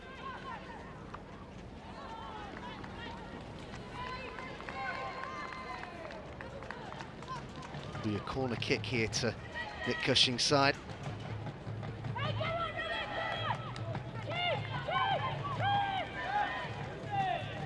Kosovar Aslani it is who has gone across to take this. And they've sent a fair few forward as well. Manchester City. Beatty a logical target. It was towards her. Headed by Paris. And now Scott sat up for the shot off Williams. Furness, who was found by Roach. The ball into Beth Mead or into a path that just isn't happening at the moment. That's a good opportunity by Furness, and she's worked really hard to get herself on the ball and real battle in that midfield. And Jill Scott's shot earlier, it's good defending by Tori Williams, but that looked like it was going to be on target.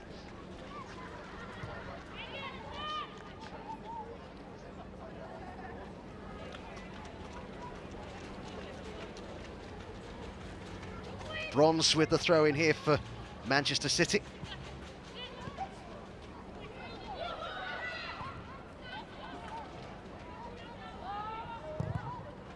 Clearance by Rachel Laws. Both these clubs, just like the rest of the WSL, going out of their way to promote women's football, encourage potential stars of the future. Plenty youngsters in the Sunderland crowd this evening. City's training ground as well. Recently played host to more than 350 girls in a competition to find an under-13 team to represent them at the annual Premier League Schools tournament. Great to see the new generation coming through.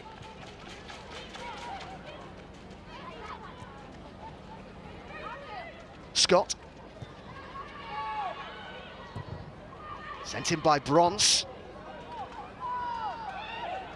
This is Beatty.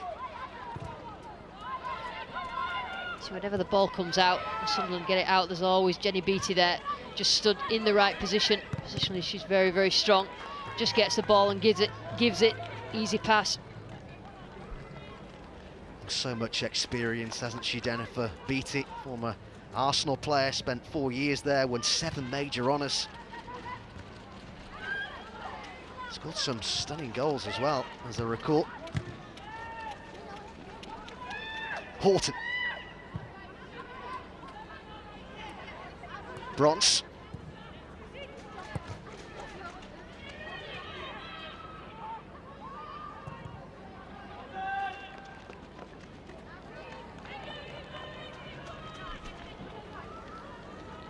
I think both a brother and a father are rugby players. So that's good knowledge, isn't it? Very good. Also captain Glasgow Primary School side, was the only girl on the team. Now then, could there be a chance finally here for Mead? Has nothing in the way of support. She's going to have to perhaps try and go it alone. Finally the support does arrive, but the pass was astray. Chance maybe for Furness to keep it going. Left by Mead, now Joyce. Sunderland looking dangerous.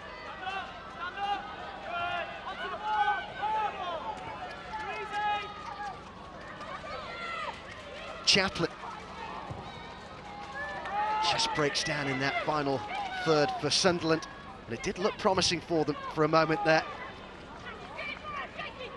And of course it is a dangerous scoreline for Manchester City. It is, because of all the dominance that they've had towards the end of the first half. It only needs that sort of break from Mead, and it's back to 1-1. It's a lovely ball for Aslani, could be in here. Terrific defending by Tori Williams. Really good defensively minded player. She tried to play Aslani off, but she wasn't. And she had a good 2 or 3 yards on it, and Williams just managed to get the block in. It's good play. Still awaiting her first WSL goal, Kosovar Aslani. Player with Champions League experience, which is really important to Manchester City as a club going forward. Horton comes across to try and take it away from Mead, but she goes down right on the edge of the area there. She was talking about all game, getting Beth Mead in behind the Man City back four and causing trouble, and it just meant that she was brought down there now. Whether that was a foul or not, we'll have to see it again, but Beth Mead wasn't happy. As Holmes rather takes out Paris. They just knocked it past, too much speed for Abby Holmes. Just took her out, but there you go. It just causes problems. I think she was in the end, just caught Beth Mead. Just the reach there, she got the ball, Steph Horton, and it's just a trailing leg afterwards that brought Beth Mead down, and obviously the referee saw that as getting the ball. If you do bring the player down, it's also a foul, but Steph Horton got away with that one. Really big moments in the game.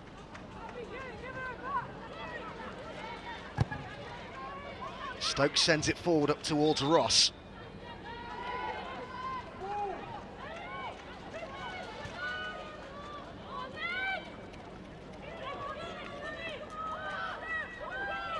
Confirmation of a yellow card for Abby Holmes for that challenge on Nikita Paris.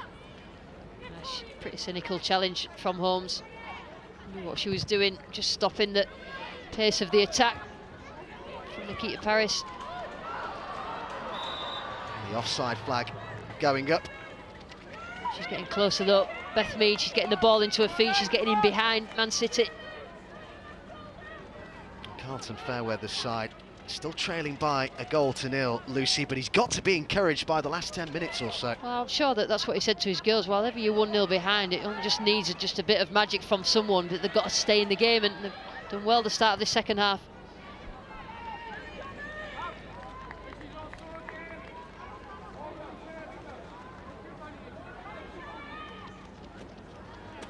Bronze forward and takes the throw in for Manchester City.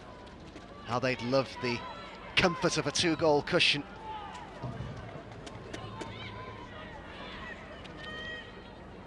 You sort of look at the game as it's going, and you just think that Sunderland will get a chance or two, so maybe that second goal will be required by Man City, but whenever it's like this, it's in the balance.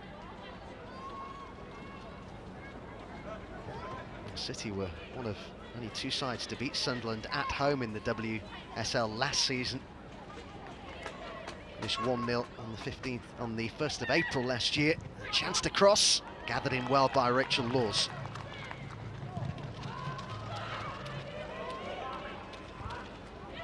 It's not the first time she's been unhappy with her distribution tonight, Rachel Laws. Probably her own worst critic, Rachel Laws. You can see just goes through her mind, quite demonstrative about anything that she does wrong, but she's done a lot right tonight. Replaced the injured Siobhan Chamberlain in the most recent England squad, Rachel Laws.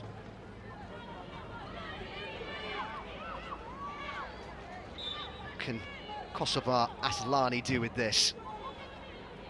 It's an easy take for the goalkeeper. Yeah, a bit of a waste really for Man City, far too straight. You had Jenny Beattie up there and Jill Scott, a lot taller than the Sunderland players, and get on the end of that.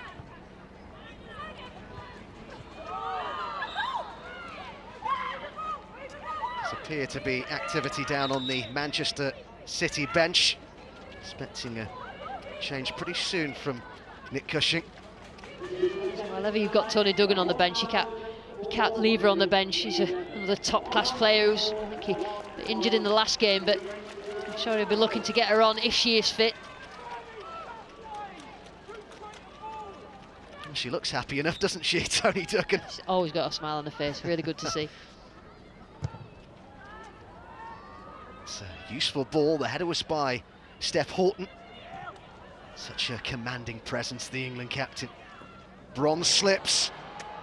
And it's just overhit the cross by Steph Roach. It was intended for Mead, who was waiting in there patiently. Not often mistakes are made in this back four, and when they are, you've got to capitalise on them. That's got to be, I think she recovered quite well, Lucy Bronze, in the end, but you've got to make sure that the cross you put in is a good one.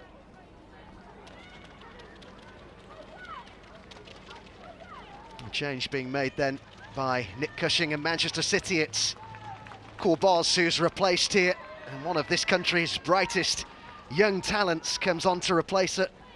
Georgia Stanway, just 17 years old, signed from Blackburn in 2015. She scored 35 goals in 15 games for Blackburn before her City move. They've definitely got lots of potential. I think they're probably not putting Duggan on. Duggan's probably not right to come in. But Stanway's a pretty decent replacement. Just got a bit of a whack there. Jill Scott in her ribs. She's a real competitor, Rachel Furness, and she's not given up anything, given an inch tonight with Man City midfield.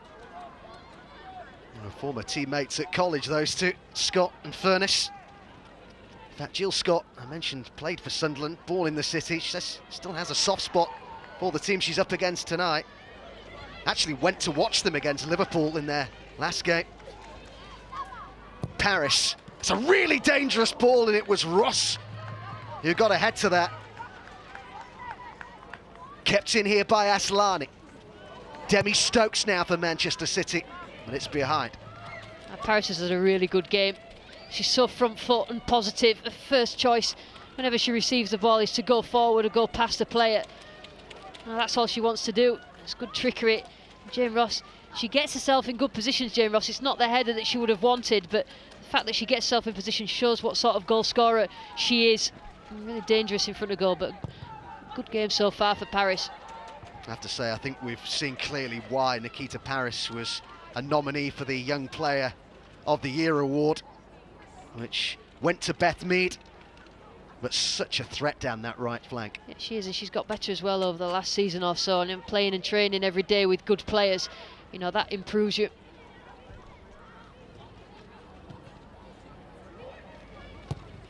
Scott's cross came off the heel of Hayley Sharp. Sent long by Steph Roach.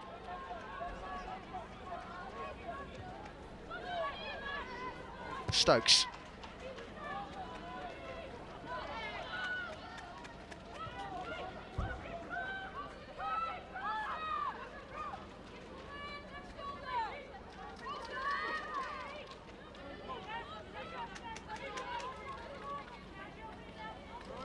Holmes just waiting for some movement, and only finds Stokes. Nice turn by Jennifer Beattie. Bronze.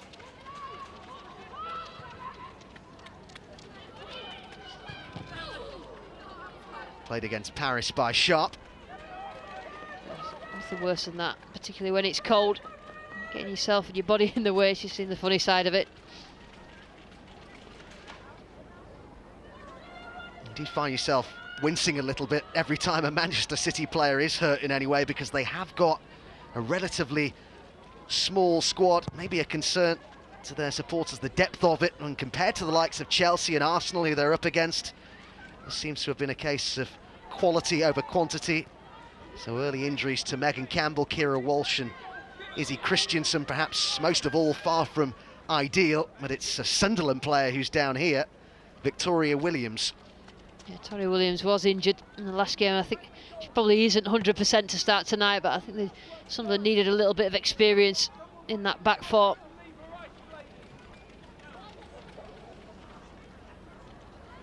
She was Carlton Fairweather's first signing for Sunderland, Victoria Williams.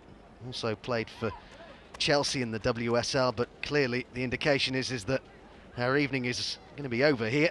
She had a hamstring injury, I think it was, that she did in the warm-up, so that she's probably obviously feeling that. It's a cold night. And she's given them 65 minutes and actually defended quite well. I don't really think there was anything that happened there. I just think she's probably struggling from the old injury. It would appear as though the news from the touchline is that Megan Beer is going to be coming on, but it's Williams heading straight for the dressing room.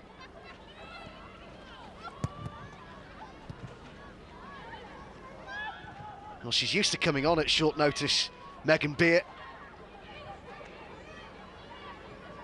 Having been called up very late indeed for the previous game.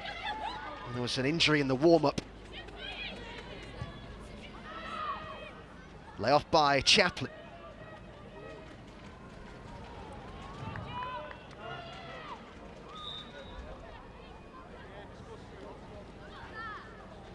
Here is that change then. Megan Beer coming on, his youth graduate at Sunderland. They're very proud of their academy at Sunderland Ladies. What a great experience it is for her to come and play against this side. Man City playing the WSL with her team. We've just got Steph Bannon at the side of her, and Hayley Sharp will drag her through the game, I'm sure. Well, it looks as though another change is going to have to be made here. This time it's Hayley Sharp who's got the problem, which is a real concern when you consider how she's only just back from a long-term knee injury. Yeah, she come back from a cruciate, and I think sometimes when you come back from a cruciate, you're sort of really aware of anything that might happen or feel different in your knee, and at least having one now, Carlton Fairweather, he'll be thinking, what have I done to deserve this? 2 quick injuries of really experienced players in his squad. A second change in quick succession then, and it's Charlotte Potts who's being ready to come on here by Carlton Fairweather. Hardly ideal, and it's really disrupted the rhythm of the play, hasn't it? Yeah, she's not happy at all. Hayley Sharp, I don't really think there was any sort of incident. I just think she can feel, you could tell how upset she is. It's such a long, drawn-out rehab for cruciate. Let's hope that it isn't a reoccurrence of anything to do with that. It's an opportunity for Potts, but we really hope that this isn't serious for Hayley Sharp. It's usually the most innocuous thing as well, that the ligaments in your knee, but let's just hope that isn't that.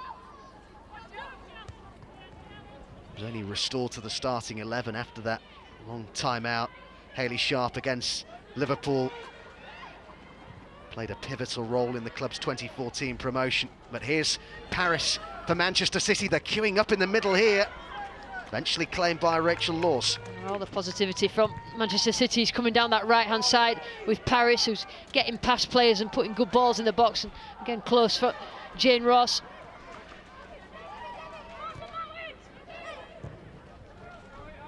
Beth Mead must be dreaming about receiving the sort of service that Paris can provide from that right-hand side. Absolutely, but she keeps going, Beth Mead. That's the thing, she won't give up right to the final whistle, keep being a nuisance around those 2 centre-halves and not give them a minute to settle. Of course, the debate goes on as to whether Beth Mead should be starting up front for England.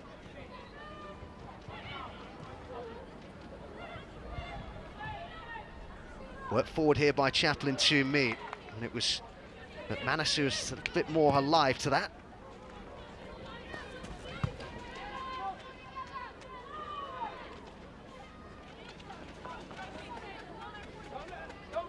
Each of these sides still, to an extent, perhaps getting over the disappointment of missing out on a trip to Wembley. Both beaten semi-finalists in this season's FA Women's Cup. Sunderland hammered 7-0 at Arsenal. Manchester City narrowly edged out 2-1 by Chelsea after extra time.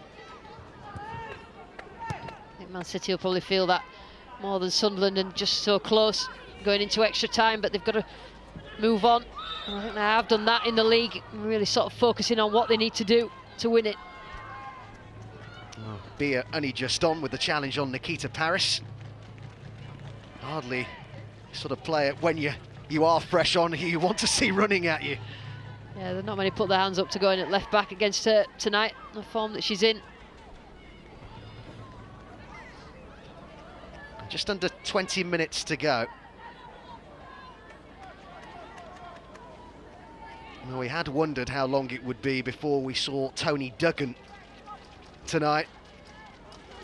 I'm told that she is being readied for action. As Aslani prepares to take the free kick here for Manchester City. And they get that 2-goal cushion. Dangerous ball in, and it was Paris who scored the only goal in the first half, who got ahead to that. I think Sunderland were quite worried about the movement of Beattie and Scott, and in the end it ended up on their head. Paris just couldn't get any sort of direction to it towards goal. I think she was surprised herself and expected her taller teammates to get to it. Headed by Beattie, and then beat Furness to it. Scott saw that Bronze was getting forward from right back, just as she loves to do. Cross is decent as well. Good take by Laws. Just a little bit too high for the runners in, Aslani and Jane Ross, and good goalkeeping by Laws.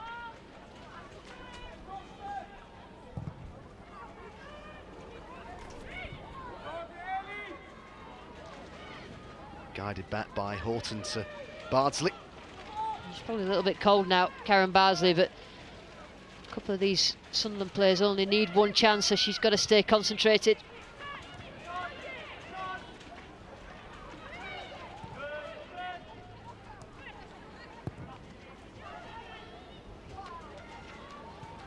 Helped forward by Beattie. Such a steady presence in that midfield. Just keeps them ticking over.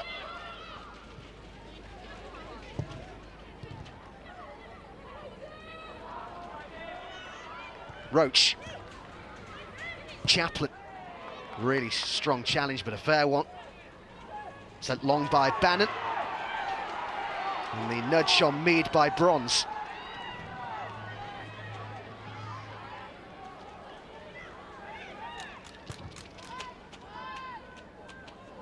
Beattie.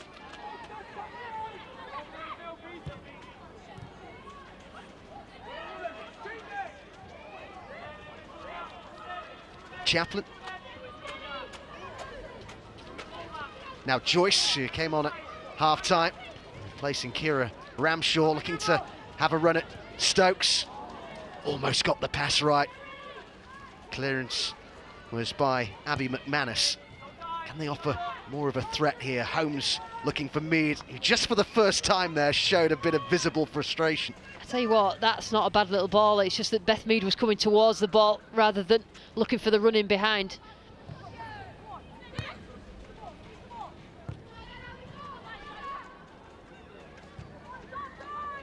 McManus back for Bardsley.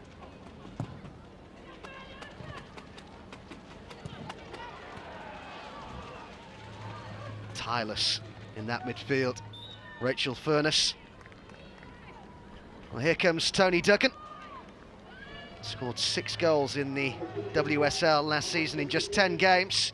Kosovar Aslani it is, who's being withdrawn. Still waiting for her first WSL goal. Had a couple of chances in that first half. Yeah, she did well. I think she's faded in the second half, but because of the importance of Jenny Beattie in this team and getting her back in after injury, it means that one of those up front needs to sit on the bench, and obviously because of injury it's been Duggan, so it's really important that the competition's for places up there, but just gives Tony Duggan a chance to come on and show what she can do. She started for Belgium, against Belgium I should say, for England. Tony Duggan just recently was left out for the following game against Bosnia and Herzegovina. Nicely done by Roach. Fantastic close control.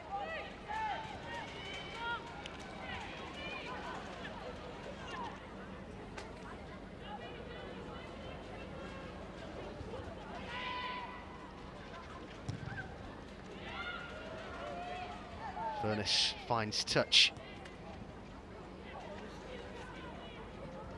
And surely only a matter of time before Manchester City experience their first WSL title. Such is their ambition and investment, even if it isn't this year, but they've giving themselves every opportunity with this great start.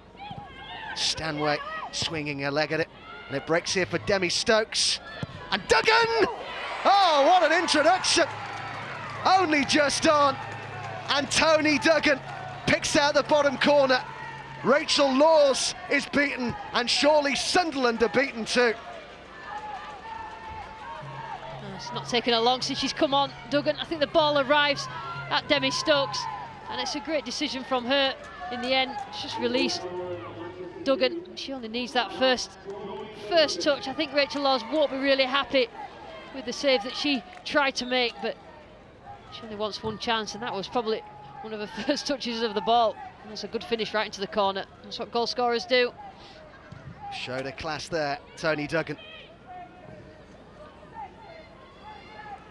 She's in wonderful form last season before that injury that halted her campaign in August. 9 goals in 10 games before that injury. Has now got 2 in 3 in this season's WSL. I think Sunderland were just trying to stay in the game, and that second goal may have killed them. Could be another chance here. It was Jane Ross, and it's Well, for Duggan again. So that's a terrific tackle from Charlotte Potts on Jane Ross.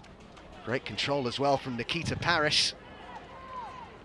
Is there any way back now for Sunderland? It's a huge task ahead of them in the closing stages. Yeah, Final 15 minutes or so? They're going to have to score really, really quickly if that's the case. But great little ball through to Jane Ross, but what a tackle that is by Potts. Scott with the pullback, and he finds Staniforth. Horton just too strong there for Mead. Furness.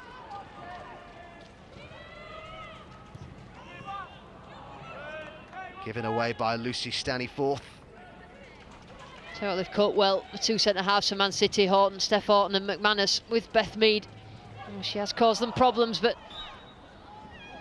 make sure that their team keep a clean sheet so far.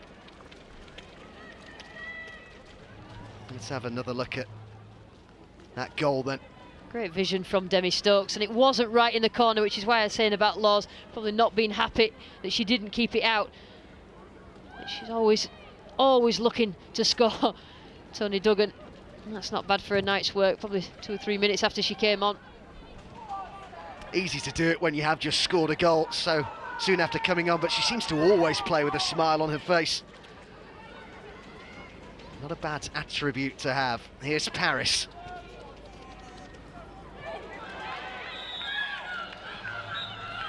Beer penalised. Difficult to play it, player to defend against.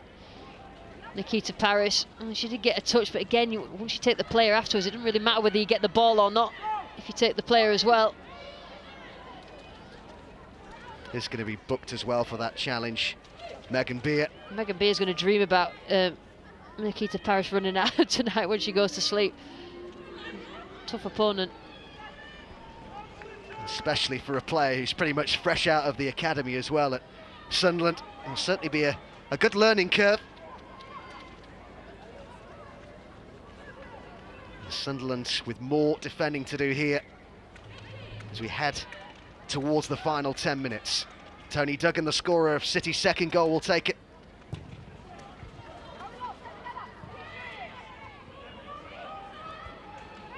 Joyce.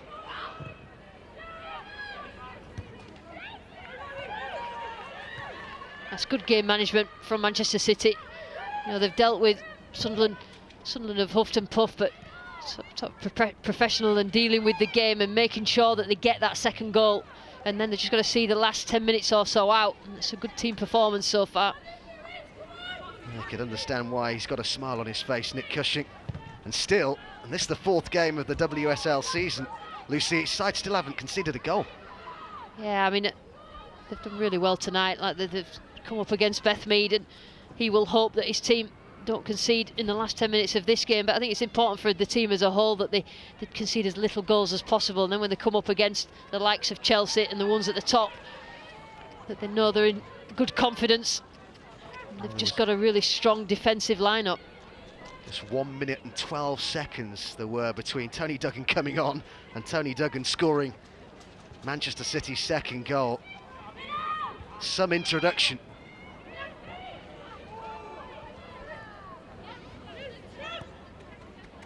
Horton. 5 senior England internationals in this Manchester City side, and I have to say, from the performance we've seen from Nikita Parris tonight, I suspect that could, in the very near future, turn out to be 6.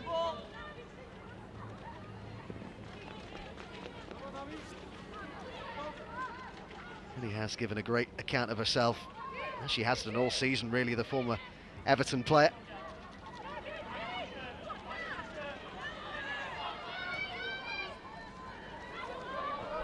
Joyce, dispossessed by Stokes. Mead just tugged back.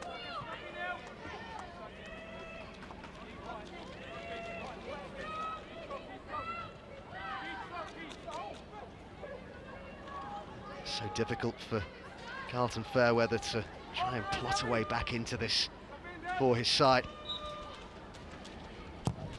Staniforth sends it in. The goal would give them hope though, with still plenty of time as the referee calls on the physios here. It was Furness who's collided with Horton. Yeah, I don't think Furness has made it of sterner stuff, but it's a good header. Oh, good attempted header by Steph Horton, but I think she just landed funny on that ankle. You see there, she goes up with Furness. It's a good challenge, but I think as she landed, Steph Horton just might have landed on Furness's boot. I understand her needing a moment to just gather herself here. Steph Horton. That should be a good player, a key player for Sunderland this season. Furness, she just keeps going, works hard. Just that physicality in the middle. First played for Sunderland for a couple of years up to 2006. Rachel Furness returned to Wearside after time at Newcastle, also played in Iceland as well. Well, it has been another commanding performance at the back from Steph Horton, although there was that incident, wasn't there, with Beth Mead, where perhaps she brought her down right on the edge of the area, and maybe Sunderland might point to that at the end of the game. Yeah, it's probably a really important part of the game when they look back on it, Sunderland, but on the whole, Steph's dealt with Beth Mead, who's a really difficult opponent. She's shorter than Steph, her leg speed's quicker, and she just causes issues for the centre halves. The personality she is, Beth Mead, I'm sure she would really relish the opportunity to come up against the England captain. Just maybe wish she'd had a bit more service to thrive on. You tend to think if she'd have been up front for Man City, she might have scored 2 or 3 tonight. The balls that have been put into the box, and that's no disrespect to any of the Man City players, because I think Jane Ross has done really well. Says she's eager to prove, Beth Mead, that she isn't a one-season wonder. I don't think there are many people who think that. Mead. Furness.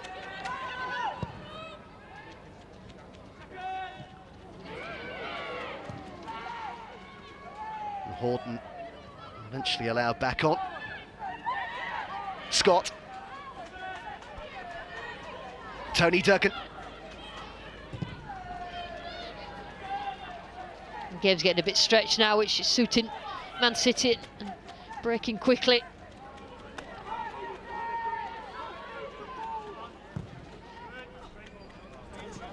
Stokes finding touch.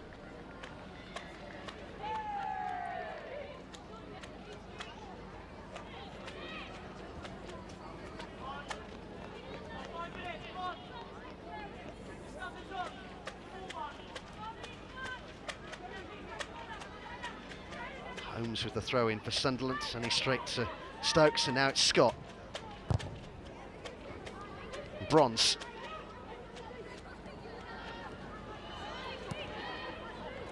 Duggan. Lays it against Beer. Full of confidence now, Duggan, if she isn't normally. Just a little try and touch around the corner. If Megan Beer has had enough of Paris, she's now got Duggan to contend with.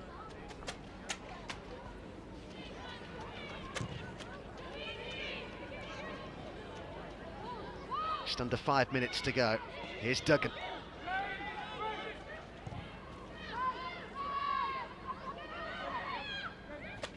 McManus. Now Nikita Paris.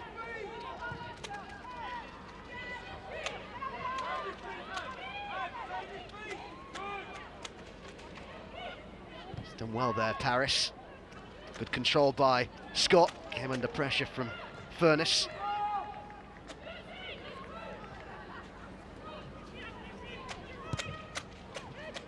Manchester City about to make it 4 wins out of 4. Will take them back top of the WSL as Duggan sends it in. It was Paris at the back post, and it was Holmes who had to head it behind. That's a good take and turn by Duggan. It comes into it. Managed to take Beer on. It's a good ball as well. Just Holmes is really aware that Paris will be behind her, and she has to do the safest thing. A real searching ball, and she didn't really know that Paris wasn't there, and that's a good decision defensively. It's been quite a cameo so far, hasn't it, from Tony Duggan? We spent much of the night discussing how City at the moment don't have the greatest in terms of strength in depth. Great starting 11, but well, and then Tony Duggan comes on as a substitute and it's fantastic. Especially with the impact she's had. And that's it, when you've got players like that, you've got to be playing well when you've got the shirt. Back here with Bardsley. There's great excitement at Manchester City about their first involvement in the UEFA Women's Champions League later this year. That's a lovely ball here as Jane Ross gets a shot in. She's always got such wonderful movement, Ross. She's a problem to pick up for centre halves, but just couldn't get much behind that one. It's mentioning the City's involvement in the Champions League. Of course, Arsenal, the only previous English winners of that competition back in 2007. From what you see of this Manchester City side, Lucy, do you feel they can make an impression in that competition? Yeah, I think it's difficult though, and you watch Chelsea, and Chelsea were all conquering last year, and then they get up against a really good team in the Champions League, and you know, it's a difficult task to get on with it, but the more experienced teams like Man City and Chelsea have in the Champions League, the better they'll become.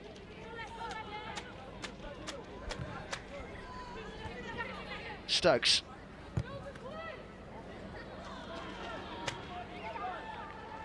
Well defended by Steph Bannon.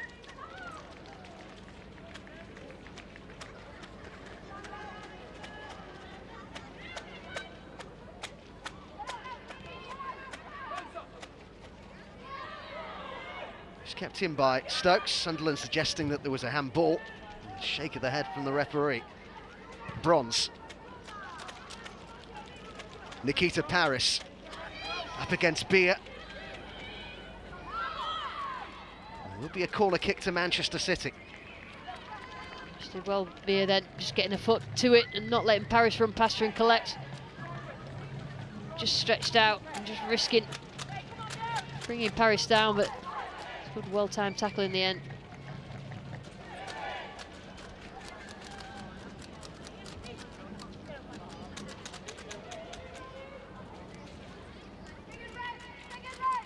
Tony Duggan to take the corner here. Horton forward from the back. Now Furness for Sunderland.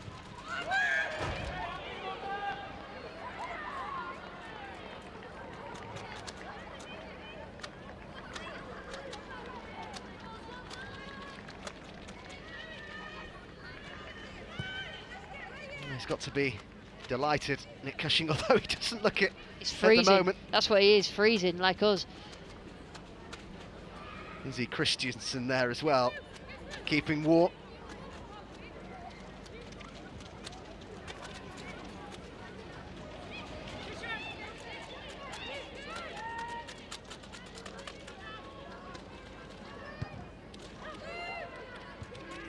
Headed by Beattie.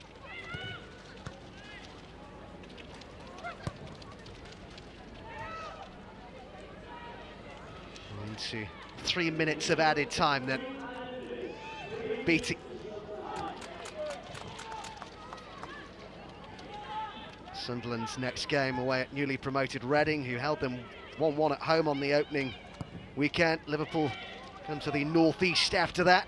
Manchester City at home to Doncaster on the 2nd of May, and then it's the big one away to Chelsea on the 19th, the reigning champions, against arguably, Lucy, their greatest threat, last season's top two. That's certainly one to look forward to. Yeah, it is. I mean, they've got to keep concentration and make sure they win games against others, but you know, they may be the turning point games in the season, the head-to-heads with Chelsea, and you really can't call it at this stage because they're both doing as well as each other. They've both got excellent qualities, great players going forward, good defences, and you know, it's just an exciting season.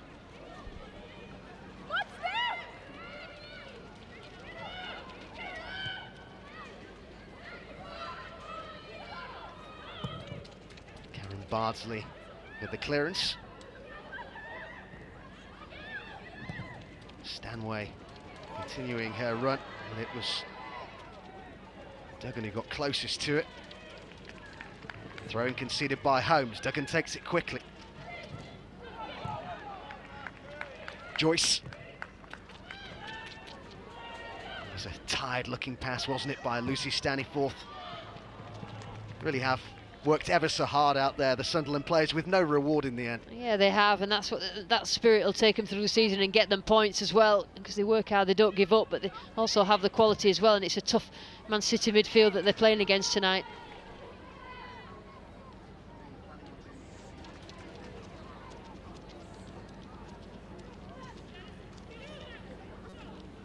Just a minute to go then.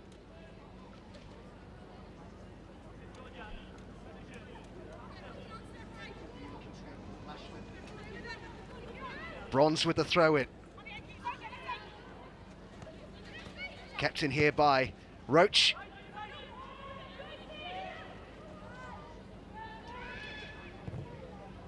Chaplin's pass, miscontrolled by Furness.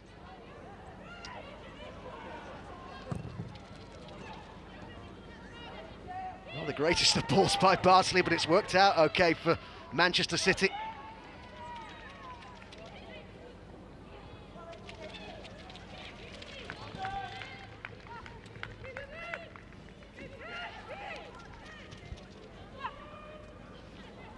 Roach has it taken off. Manchester City still playing with drive and purpose, even in the final seconds here. A team that are pretty relentless. It will surely serve them well in this battle. And it looks like being perhaps with Chelsea for the WSL title. Also, the sides will feel that they've still got a say in it. But Nick Cushing's Manchester City march on. Their 100% record remains intact. It's 4 wins out of 4 now. Nick Cushing's team are going to take some stopping, it would seem.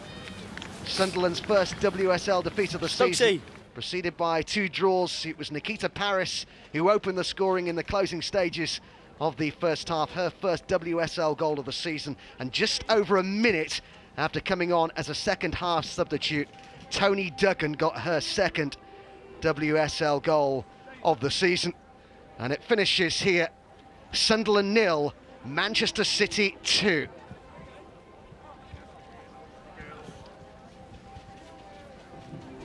And let's head down to pitch side, shall we? Where Natalie is with the goal scorers. Nikita and Toni, congratulations on tonight's win. Nikita, you continue to go toe-to-toe with Chelsea. This must be a team brimming with confidence. Yeah, of course, we'll always chase the people that's at the top, and they're not top because of points, top because of goal difference, so we'll chase them all the way right to the end. Always nice to open your league account, but it came after some pressure from City. Yeah, definitely, we'll be relentless in attacking, and obviously Sunderland come at us, but we dealt with that pressure and then we went on to score. Toni, on a bitterly cold night, it didn't take long for you to warm up and score your goal. I still can't feel my feet, to be honest. But no, it's nice to come on and help the team get the win, and I think that's important throughout our squad now, that whether you're on the bench or starting, the players are there to make a difference, and I'm glad that I could come on and score the goal for the team.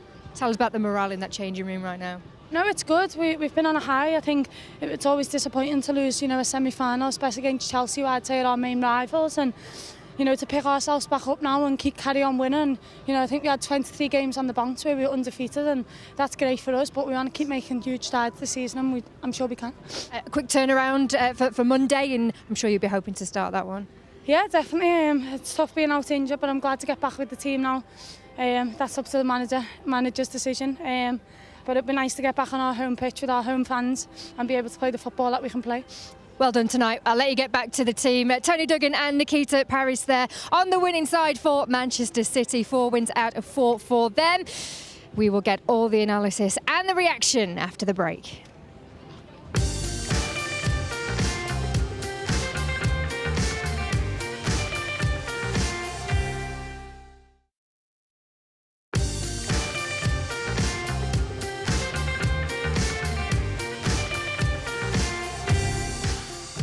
Welcome back to the Heston Centre in the northeast, where it finished Sunderland 0, Manchester City 2. Nikita Paris with the first goal in the first half, and then Toni Duggan securing those 3 points in the second half. Another win for Manchester City, and this is what it does to the table. Manchester City go top once again, leapfrogging Chelsea with 12 points out of a possible 12. Chelsea ladies in second, and then Sunderland in 6th place after that first defeat for them this season.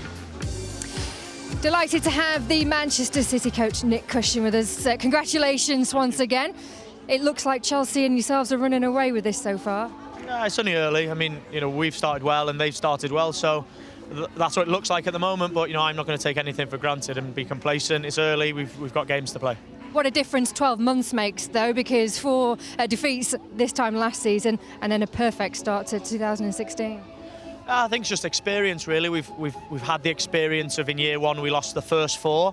Last year we weren't too pleased with our start, so we tried to plan and prepare for that. And our main aim was to start quick. And I've said it before. I say to the players every day, let's just keep winning and see where it gets us. Is that the key? The experience? Your 3rd season in WSL? Yeah, in every sort of way that. Our style of play, we've had time to grow it. We've had time to get players that fit our style of play. We've experienced coming here.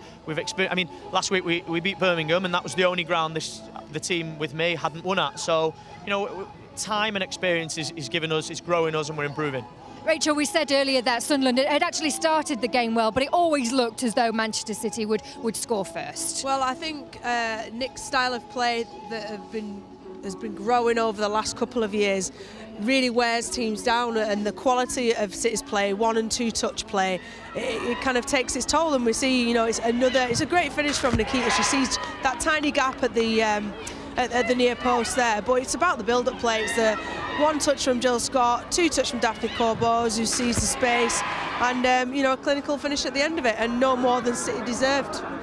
I was just listening to your comments after the Birmingham game, particularly how you finding perhaps teams playing differently against you this season. Have you found that over the course of your 4 games?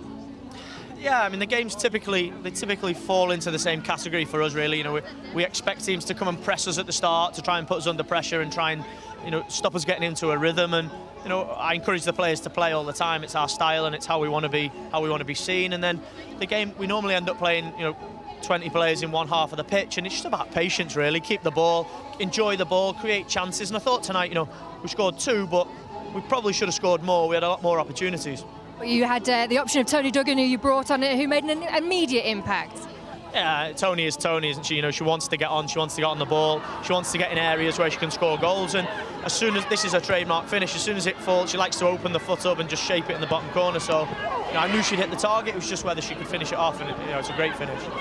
So Doncaster face Manchester City next. I'm sure there'll be teams thinking, what do we need to do to beat Manchester City? I'm sure you will go back to your team and report on tonight. No, I'm sure I will, and I'm sure the girls will have watched, as will the manager, will have watched Manchester City. But yeah, they're such a tough team to play against, and when they play 1 and 2 touch football, and when they move the ball around the pitch, it's so difficult to get near them. And you could see Sunderland really press Manchester City in the first 10-15 minutes, which worked, but you can't do that for 90 minutes, and that's what makes it difficult. It's when to press and when to drop off, and that's what you've got to get right. We were talking just to Tony and Nikita just about the spirit and the confidence in that dressing room right now. Yeah, I think we made a conscious decision to have a small squad and to go because of the amount of games and because we wanted good players. I don't want to have good players sitting on the bench watching football. I don't believe that's not the way. So a lot of the players are getting a lot of minutes. We've also got a little bit of frustration in the camp because of the injuries, but it's positive frustration, and I know football players want to play. So yeah, the spirit's up, but like I said, we play Doncaster and they're a tough team. We won't take any games for granted. We have to get back on the training pitch and improve from tonight. Talk to us about Nikita Paris. It was nice to see her open her league account tonight. She had a couple of chances against Birmingham, but she signed permanently for this season, and she had a good game this evening. Yeah, I think we're a very structured team in the way that we play, and we like to have control of the game, whereas Nikita fits more into the type of footballer that plays off the cuff and wants to get the ball and run at people and sort of play, not reactive, but like we see here, go at people. And do you know what? She's an exceptional footballer with a great attitude. Her best attribute is her attitude. She wants to work hard. She wants to improve. She's only knocking on the door on Friday asking, how can she get better? What can she do to make sure that she's contributing more? And that's all we want as coaches. It must be really pleasing, as you say, as a coach. Definitely, that's all you want. You want somebody with a great attitude that wants to improve, and then we can work with them, we can improve them. And if you get a team of those players, then you can start to put wins together and hopefully win leagues. Well done again tonight. I know it's a quick turnaround, as we said, Doncaster on Monday, but it could be a fruitful weekend for you. Well done this evening. Let's hear then from Carlton Fairweather. He's talking to Adam Somerton. Carlton, your thoughts on that performance? We huffed and puffed. We worked hard. Didn't get anything out of the game. Probably didn't deserve to, but I've got to give the girls credit that they've worked hard against a very good Man City team. I thought your side had really good spells at both the start of the first half and the start of the second. Frustrated that they maybe couldn't capitalise on it. Yeah, definitely true. We had some half chances. Probably what let us down was the fact that we gave away a goal 5 minutes before half time, and obviously if we'd have gone in maybe at 0-0, we may have had a better chance in the second half. Beth Mead just maybe on the night a bit starved of service, would that be fair? That would be fair to say, yeah. Again, Beth works well off a service, and today obviously we didn't give her enough, and the chances that she did have were half chances. Nevertheless, a really hard-working performance from your side, which I'm sure will please you. Yeah, obviously pleased, but obviously for us at the moment we need to work harder at maybe keeping the ball a lot better than we did for today. Against Liverpool we did it really well. Just need to transfer that into games on a consistent basis. So signs of positivity, of progress for you? Yes, definitely. Thanks for your time. Pleasure. Thanks a lot. Sunderland coach Carlton Fairweather there. So how did you think Sunderland played and what they put up against Manchester City today? I thought first 10-15 minutes I thought they did well. I thought, like I mentioned earlier, they pressed high up the pitch and caused Manchester City a few problems. I think it's just they tired. I thought they were very unfortunate to lose two experienced defenders, and that made it difficult for them then to get into the game. Beth Mead, like Carlton mentioned there, she was starved because she thrives off that ball in behind that she can run onto, and she can score goals, and she didn't have that much service, so that was difficult for Sunderland. I thought they kept going until the end, but Manchester City just had the quality and for me dominated the game. There was one real perhaps chance for Sunderland, wasn't there, with Stephanie Roach in that first half? Yeah, and you know it is a chance, but when the ball's crossed in, it's good build-up play and it's a good ball across by Abby Holmes. But Steph Roach is heading this from a standing, static position. It's really hard to get any kind of power behind the ball from a standing position. So I think maybe on reflection, she could have maybe brought someone else in, headed it back across, or even took it down on her chest and score a worldie like we've seen her do in the past. But all in all, pretty much a comfortable save or an expected save for Karen Bardsley. As we said, we've talked about small squads, and if they're hit by two serious injuries, that's clearly not good news for Sunderland. No. Tell us about what we've got coming up on Monday. Of course, we've got Notts County, another game to look forward to, and we talked about Man City and Chelsea kind of running away with it, and it's not what we want to see, is it, from a league perspective, Rachel? No, it's not. I mean, it is early doors, as Nick Cushing mentioned, that you know, we've only played sort of 3 and 4 games, some teams, but they are, from last season and already starting off as front runners this season, looking likely to end up the top 2 teams in the league. Don't want to discount everyone, but there's certainly a lot to play for, but we certainly don't want to see any really one-sided games this season. We did see one perhaps controversial moment in this game, Rachel, and I know Nick's just seen it and he didn't actually see it during the game in real time. Talk us through your thoughts on this. Yeah, it's. I mean, we see Abby Holmes really drop to the ground like she's been floored, and when we watch it kind of back, certainly from this final angle, I don't think Ashlani's actually looked at Abby Holmes. She's certainly got her arm up and certainly makes contact in the face with her, and on another night that could have been punished by the referee. But it's hard to see after even a 3rd and 4th replay whether there was actually any intent in it. What will you be saying to your teammates then? What will you be going back and telling them? I just think I mentioned how good Manchester City move the ball around the pitch, how they play 1 and 2 touches, how defensively they're very strong. But I think if Doncaster can have a go at them, I think that's something that you have to do. You can't be fearful of Manchester City. You've got to respect them because of what a great team they are, but I think you have to have a go, and I think you've got to try and dominate the midfield, because the midfield, we've seen Corbars, we've seen Beattie, they get on the ball and they just make things happen. So I think in midfield you've got to try and dominate that and then try and play your football. They've got to be consistent all the way through the season though. They've got to keep this up now, haven't they, Manchester City? Yeah, I mean, it's a really wonderful team to watch play football. I think teams that come up against them, what they need to try and do is press them really high up. So don't let Karen Bardsley play the short ball out of defence, because City like to get on the ball, and once they're on the ball and in comfortable possession, that's when they're dangerous. Rachel, Sue, thank you very much once again. Sue, you're going to be back with us on Monday, because we've got another live WSL game on Monday. It is Notts County against Liverpool. Casey Stoney with us for that. Tweet us your questions, don't forget. But it's 4 wins out of 4 for Manchester City. Bye for now.